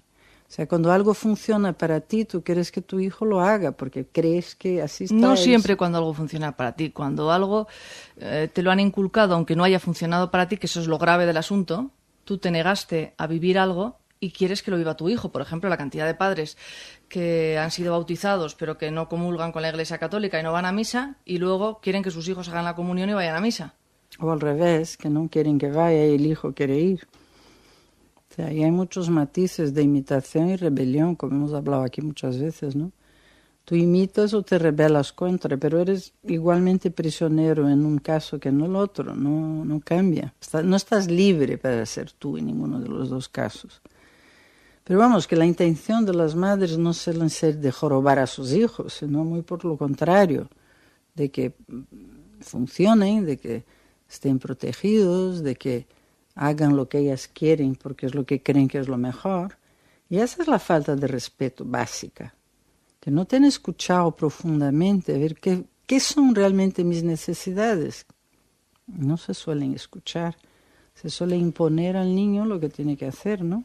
Bueno, pero nos hemos desviado un poco porque estábamos hablando de la pareja y nos hemos ido al 3, al hijo.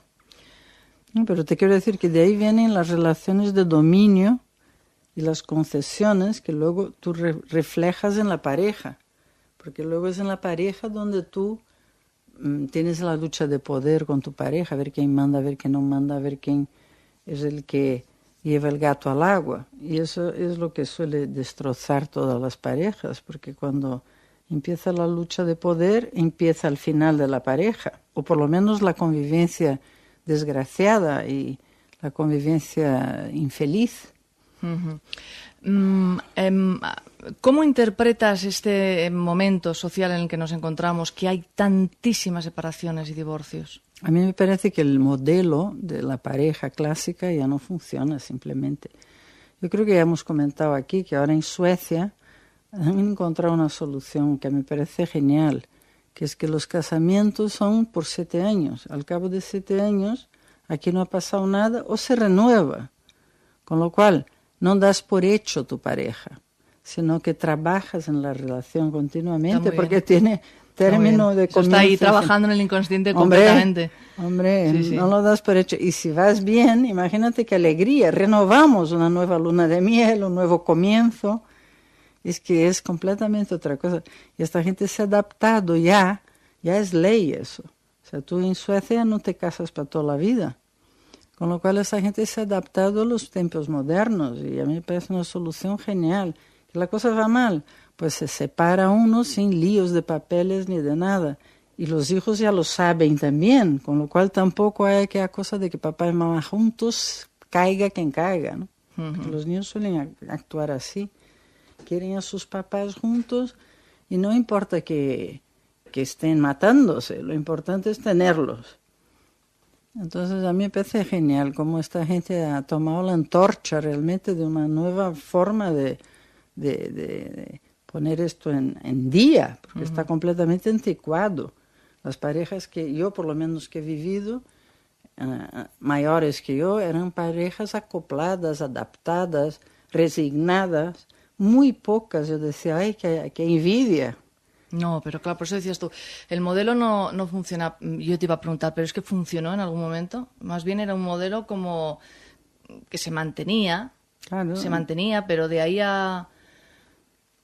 No sé, tampoco es que veas a la gente que se separa y vuelve con otra pareja y otra vez, y más hijos, y otro hijo, gente que tiene hijos de 3, de 4 parejas. Cada vez tampoco se complica. Tampoco ves a la gente más feliz. No, que va, y cada vez se complica claro. más la vida. Por eso ese texto me parece tan interesante, porque habla de la individualidad, o sea que no es que necesites el otro para ser feliz, tú eres feliz, pero es un complemento, es un compañero de viaje, un compañero de camino, o compañera, según seas hombre o mujer. Entonces es completamente otra cosa. La dependencia va desapareciendo. Y ya te digo, esa fórmula de los 7 años me parece un invento maravilloso para que no se dé nada por hecho y que se trabaje día a día la pareja, porque la pareja es la que más levanta tu rollo. O sea, el amor es una cosa tan fuerte, la intimidad es una cosa tan fuerte que todos los malos rollos suben a la superficie. Uh-huh. Y claro, si hay un afán de trabajar mutuo, hay muchas más posibilidades de que eso se corrija con bien y no aguantando uno. Pero vamos, aún así a veces no se consigue. Tenemos una línea telefónica 49994000 o 49990590. Para hablar con este programa, con esta sección en directo, os recuerdo una vez más que es un contestador automático en el que podéis dejar vuestro teléfono. Y nosotros desde aquí, nosotras nos ponemos en contacto, os llamamos y entonces intervenís en el programa. Tenemos a Maribel. Buenas noches, Maribel. Hola, buenas noches. ¿Cómo estás? Muy bien, muy bien. Marley, antes de nada quería deciros que me gusta mucho el programa y que lo escucho siempre. ¿Lo escuchas? Tú no eres argentina, ¿verdad, Maribel? No, yo llamo desde España, lo escucho por internet. Ah, lo escuchas por internet, como tanta gente, es verdad. Hola, Maribel, buenas noches. Hola, Marley, buenas noches. Mira, Marley, quería preguntarte una cosa sobre el poder de la mente tanto para provocar la enfermedad como para curarla. Verás, yo tengo un cáncer que ahora ha hecho metástasis y en el terreno de la medicina pues me he movido bastante, he hecho de todo, medicina tradicional, medicina alternativa, pero no consigo saber qué papel tiene mi mente en todo esto y cómo canalizar el poder, si es que lo tiene, para curarme. Me he iniciado un poquito la meditación, pero no consigo verlo claro, estoy muy perdida en todo esto, todo el tema psicológico que rodea la enfermedad y eso. Bueno, vamos a ver, ¿cáncer de qué tienes, Maribel? Es un cáncer de vejiga, que ahora ha hecho metástasis en unos ganglios en el cuello. Vamos a ver, el cáncer en sí es una enfermedad que tiene mucho que ver con el resentimiento. Mira, yo tengo una amiga que hizo un estudio sobre el cáncer muy interesante que decía que a veces esperas durante toda tu vida la oportunidad de hacer algo y cuando llega la ocasión no te lanzas. Y entonces toda esa energía que está disponible, en vez de llevarte más allá, va contra ti.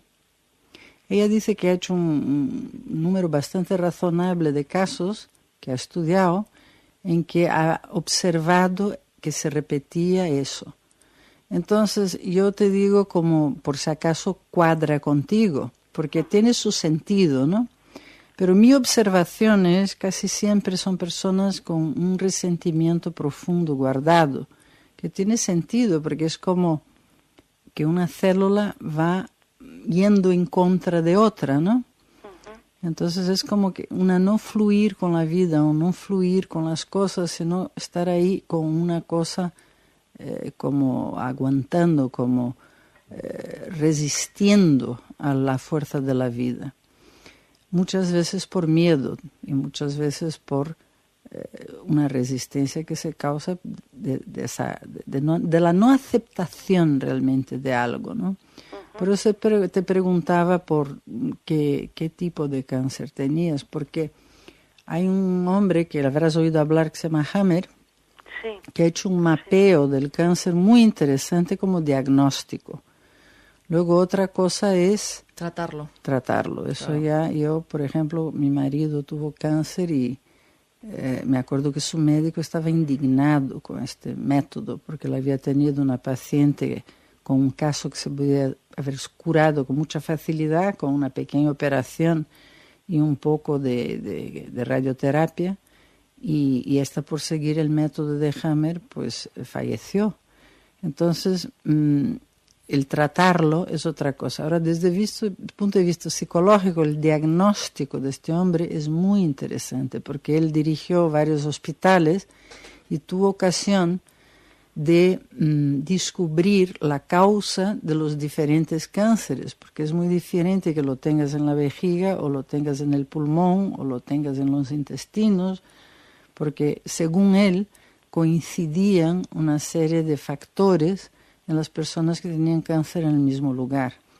No sé si tú has investigado ahí. Pues sí, un poquito con este médico, sí, un poquito. Lo que pasa es que la parte de la curación es es lo que menos me encaja. Puede ser que efectivamente un conflicto emocional, tal cual, pues sí, viví una separación, las hijas se marcharon también, porque ya se hicieron mayores, es decir, que eso es más aceptable, pero ¿cómo psicológicamente puedes ayudar para curarte? O sea, yo creo que no se trata solo de tener buen ánimo, ¿no? Porque yo intento tener buen ánimo, pero esto no se cura porque ha hecho metástasis, o sea que, no sé.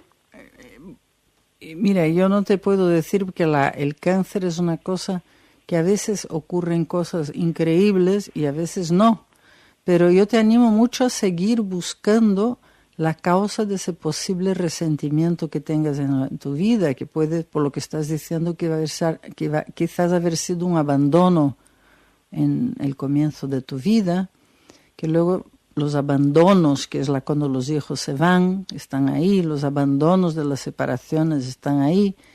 Y entonces es la no aceptación de tu guión, digamos así. Uh-huh. Cada uno de nosotros tiene un guión en la vida. Y si lo aceptamos, fluimos con él, no hay resistencia a él. Y he observado que el cáncer tiene mucho a ver con esa resistencia a lo que la vida te va trayendo. Y te animo mucho a trabajar sobre eso desde el punto de vista psicológico. Pues muchas gracias, Marly, sí que lo haré. Maribel, gracias por tu llamada. Muchas gracias. Y además te siento serena, no sé si es una percepción mía, pero te siento serena, ¿no? Bueno, procuro mantener el ánimo, procuro mantenerlo, sí, es verdad. Es verdad que sí, además pues tengo mucho apoyo a mi alrededor, o sea que de familia y amigos y eso. Bueno. Muchísimas gracias. Mucha suerte, Maribel. Gracias. Suerte y no desistas, sobre todo, porque cuando menos te lo esperas, salta la liebre. Muchas gracias, Marly. Tenemos que estar ahí buscando nuestra solución, tú en tu parte física, los demás en otra parte, cada uno tiene un área donde trabajar, ¿no? Papel, claro. Bueno, buenas noches, Maribel. Muchas gracias. Gracias. Buenas noches. Adiós, buenas Maribel. Noches. Que tiene además mérito estar escuchándonos por internet porque en España, pues fíjate tú, estamos a 5 horas, o sea que... Marly, nos vamos a despedir, que tengo que seguir. Muy bien. Con el programa. Buenas noches. Nos vemos la próxima semana. Y un abrazo a todos. Buenas noches. Chao, chao.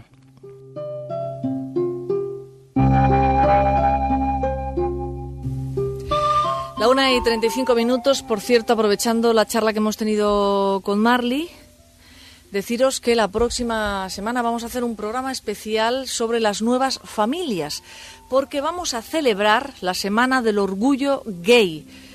Hoy y mañana se celebra prácticamente en todos los países, todas las ciudades del mundo, no todas, lamentablemente no en todas, se celebra el Día del Orgullo Gay. Es decir, estar orgulloso de ser homosexual, estar orgullosa de ser lesbiana, estar orgulloso de ser transexual, estar orgulloso de tu vida, estar orgulloso de ti. Ese es el sentido, el concepto del orgullo gay.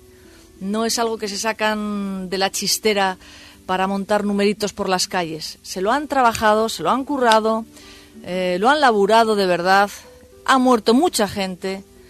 Han pasado mucha gente calamidades, han pasado por prisiones, por abusos, por violaciones y por fin empieza el mundo también a cambiar en ese sentido y ahora el que está mal visto no es el homosexual sino el que critica al homosexual. Bueno, pues para celebrar desde La Voz de la Noche el día, la semana, el año del orgullo gay, lo vamos a hacer dándole una vuelta más de rosca. Las nuevas familias.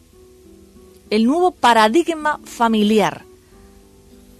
Familias de una sola mujer, familias de 2 mujeres, familias de 2 hombres, familias de hombres con niños, familias de hombre con niño, familias de matrimonios separados con otros niños de otros matrimonios también separados, de otros también separados, de forma que 3 hermanos se juntan de 3 madres distintas y del mismo padre. Eso está pasando ahora mismo, esa es la realidad de lo que está sucediendo ahora mismo. Y vamos a hablarlo a modo de tertulia con gente especializada la próxima semana.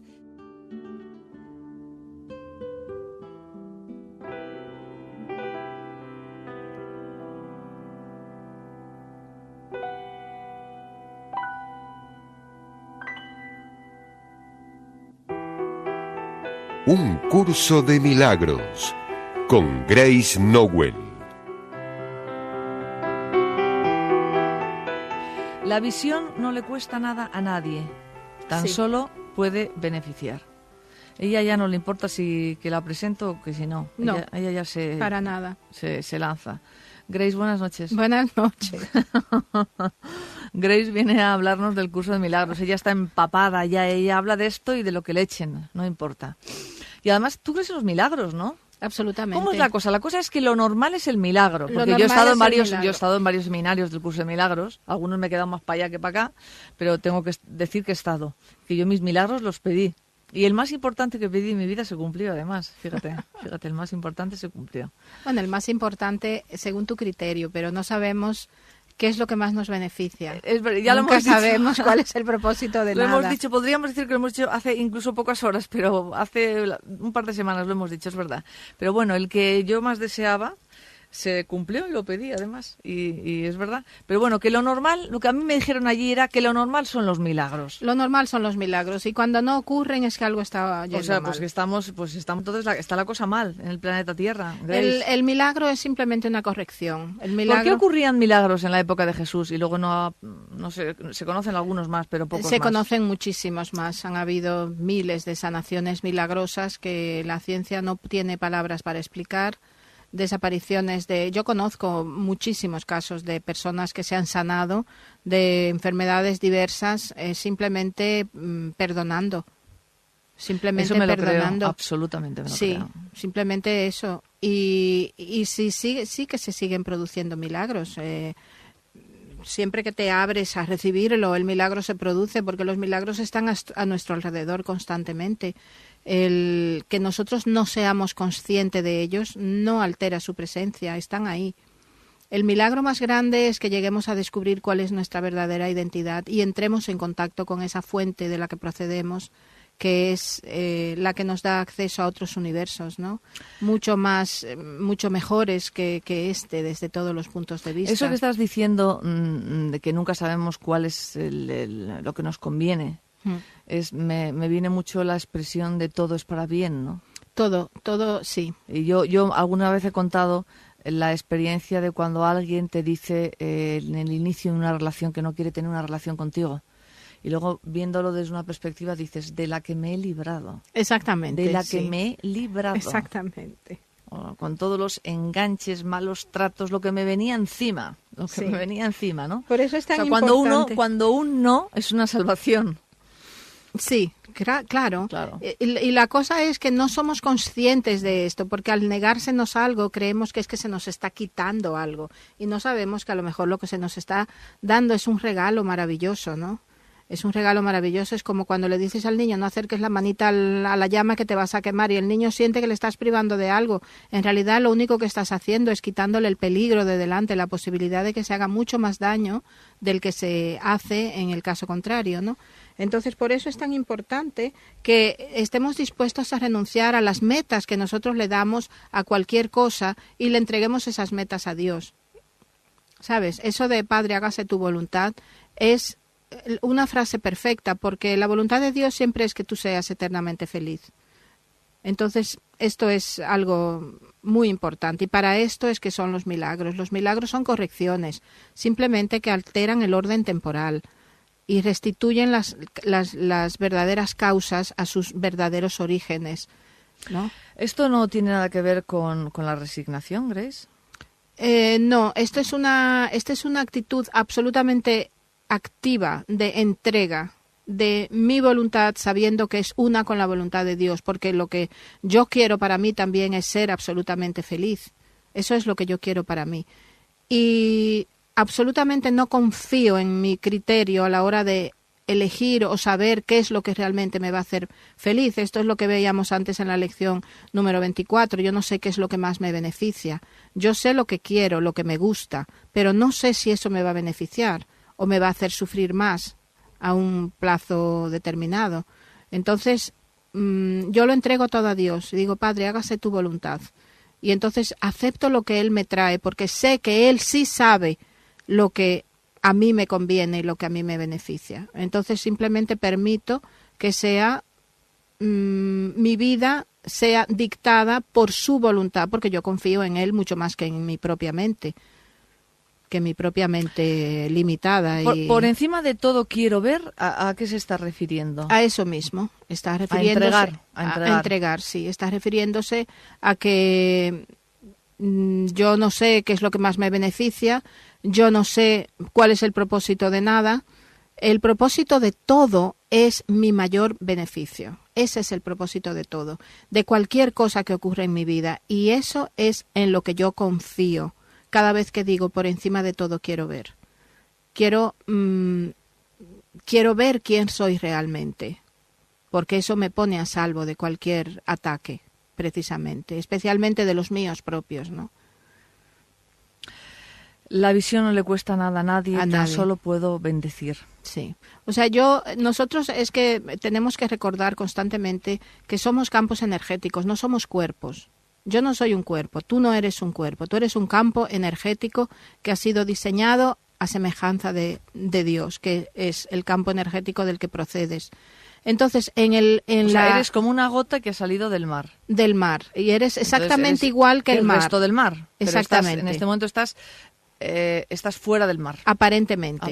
No estoy fuera del mar. Estás en forma de nube, estás en forma de rocío. Aparentemente no puedo estar separada del mar porque sin el mar la gota de agua no puede subsistir. Esto es absolutamente absurdo, ¿no? No puede subsistir la ola separada del mar y la gota de agua. Sin embargo, yo me creo que es así, pero esto es lo que quiero aprender a ver de manera diferente. Porque esto es lo que me mantiene a salvo de todo.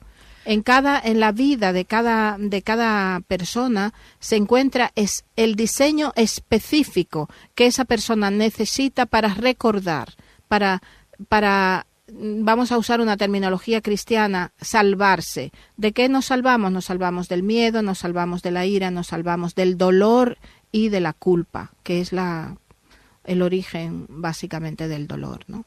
¿Esto tiene algo que ver con la lección 28 cuando dice ver las cosas pero de otra manera? Exactamente, es que es de lo que se trata. Primero es verlas y luego es verlas de otra manera. Ver en este caso implica ya verlas de otra manera. O sea, querer ver. Una es, primero, el primer paso, quiero ver, y después, cuando ya estoy en la conciencia de ver, verlas de otra manera, ¿no? Por encima de todo, quiero ver, le da al deseo de ver la prioridad sobre todos tus otros deseos. Y como lo que el Hijo de Dios desea va a misa, pues prácticamente eso es lo único que tienes que hacer para conseguir la visión, porque todo lo demás se te da. En el momento en que tu prioridad es ver, en ese momento se te da todo. Ver las cosas de forma diferente es algo que yo utilizo constantemente en mi vida cotidiana.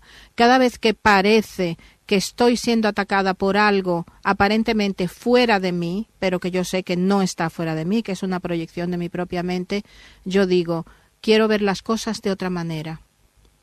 Quiero ver esto concreto, quiero ver esta discusión que he tenido con mi hijo, esta discusión que he tenido con mi marido, este accidente de coche en el que alguien me ha dado un golpe por detrás y me ha abollado la parte de atrás del coche. Quiero ver esto de otra manera.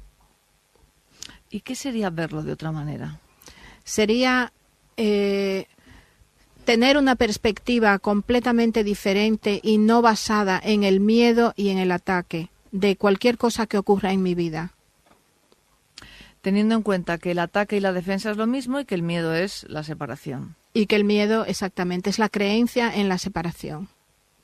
Entonces, a partir de ese momento, yo puedo empezar a ver cualquier acontecimiento que ocurra en mi vida desde una perspectiva de que es algo que a mí me beneficia. A lo mejor todavía no sé por qué. Pero con toda certeza me beneficia, porque todo ocurre para mi mayor beneficio. Absolutamente todo. ¿Hasta todo. un atentado, Grace? Todo. ¿Hasta todo. un atentado? Todo, absolutamente todo. La verdad no tiene excepciones.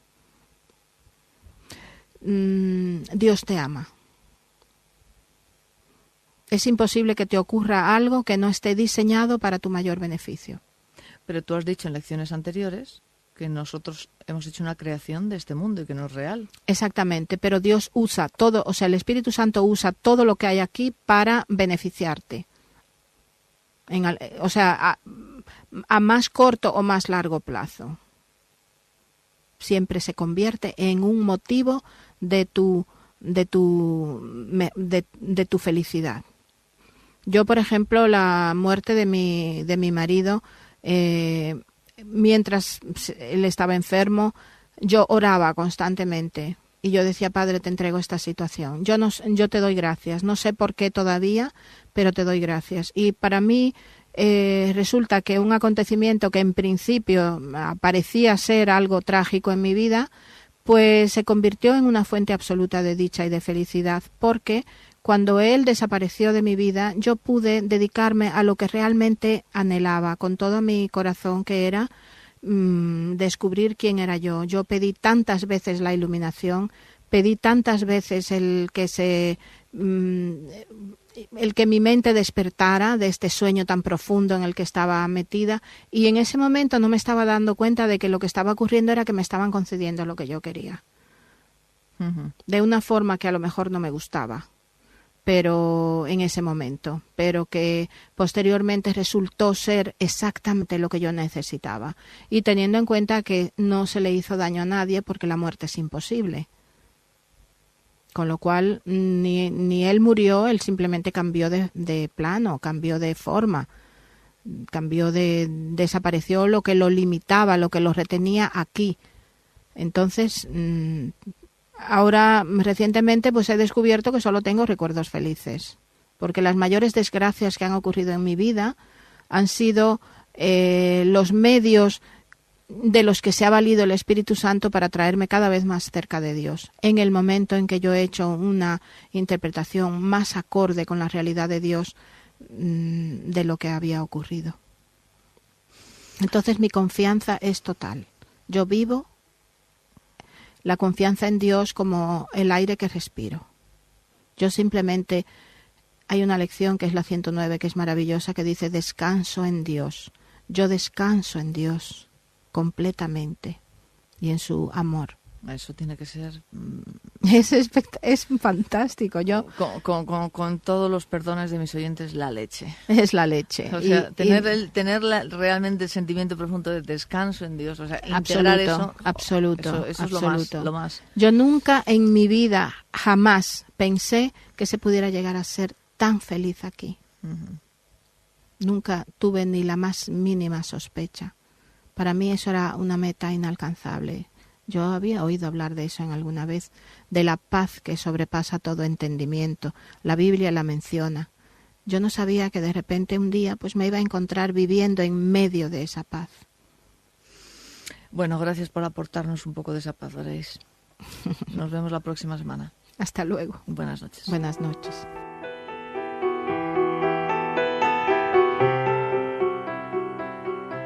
Toda persona tiene derecho al trabajo. A la libre elección es su trabajo.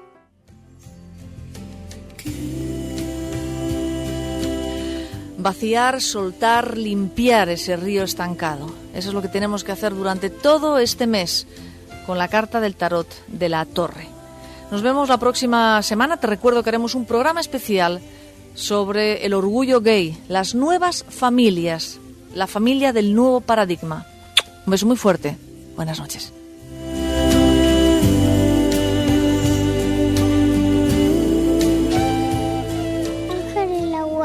Con su compañía, no me desampares ni de noche ni de día, no me dejes sola que sin ti me perdería.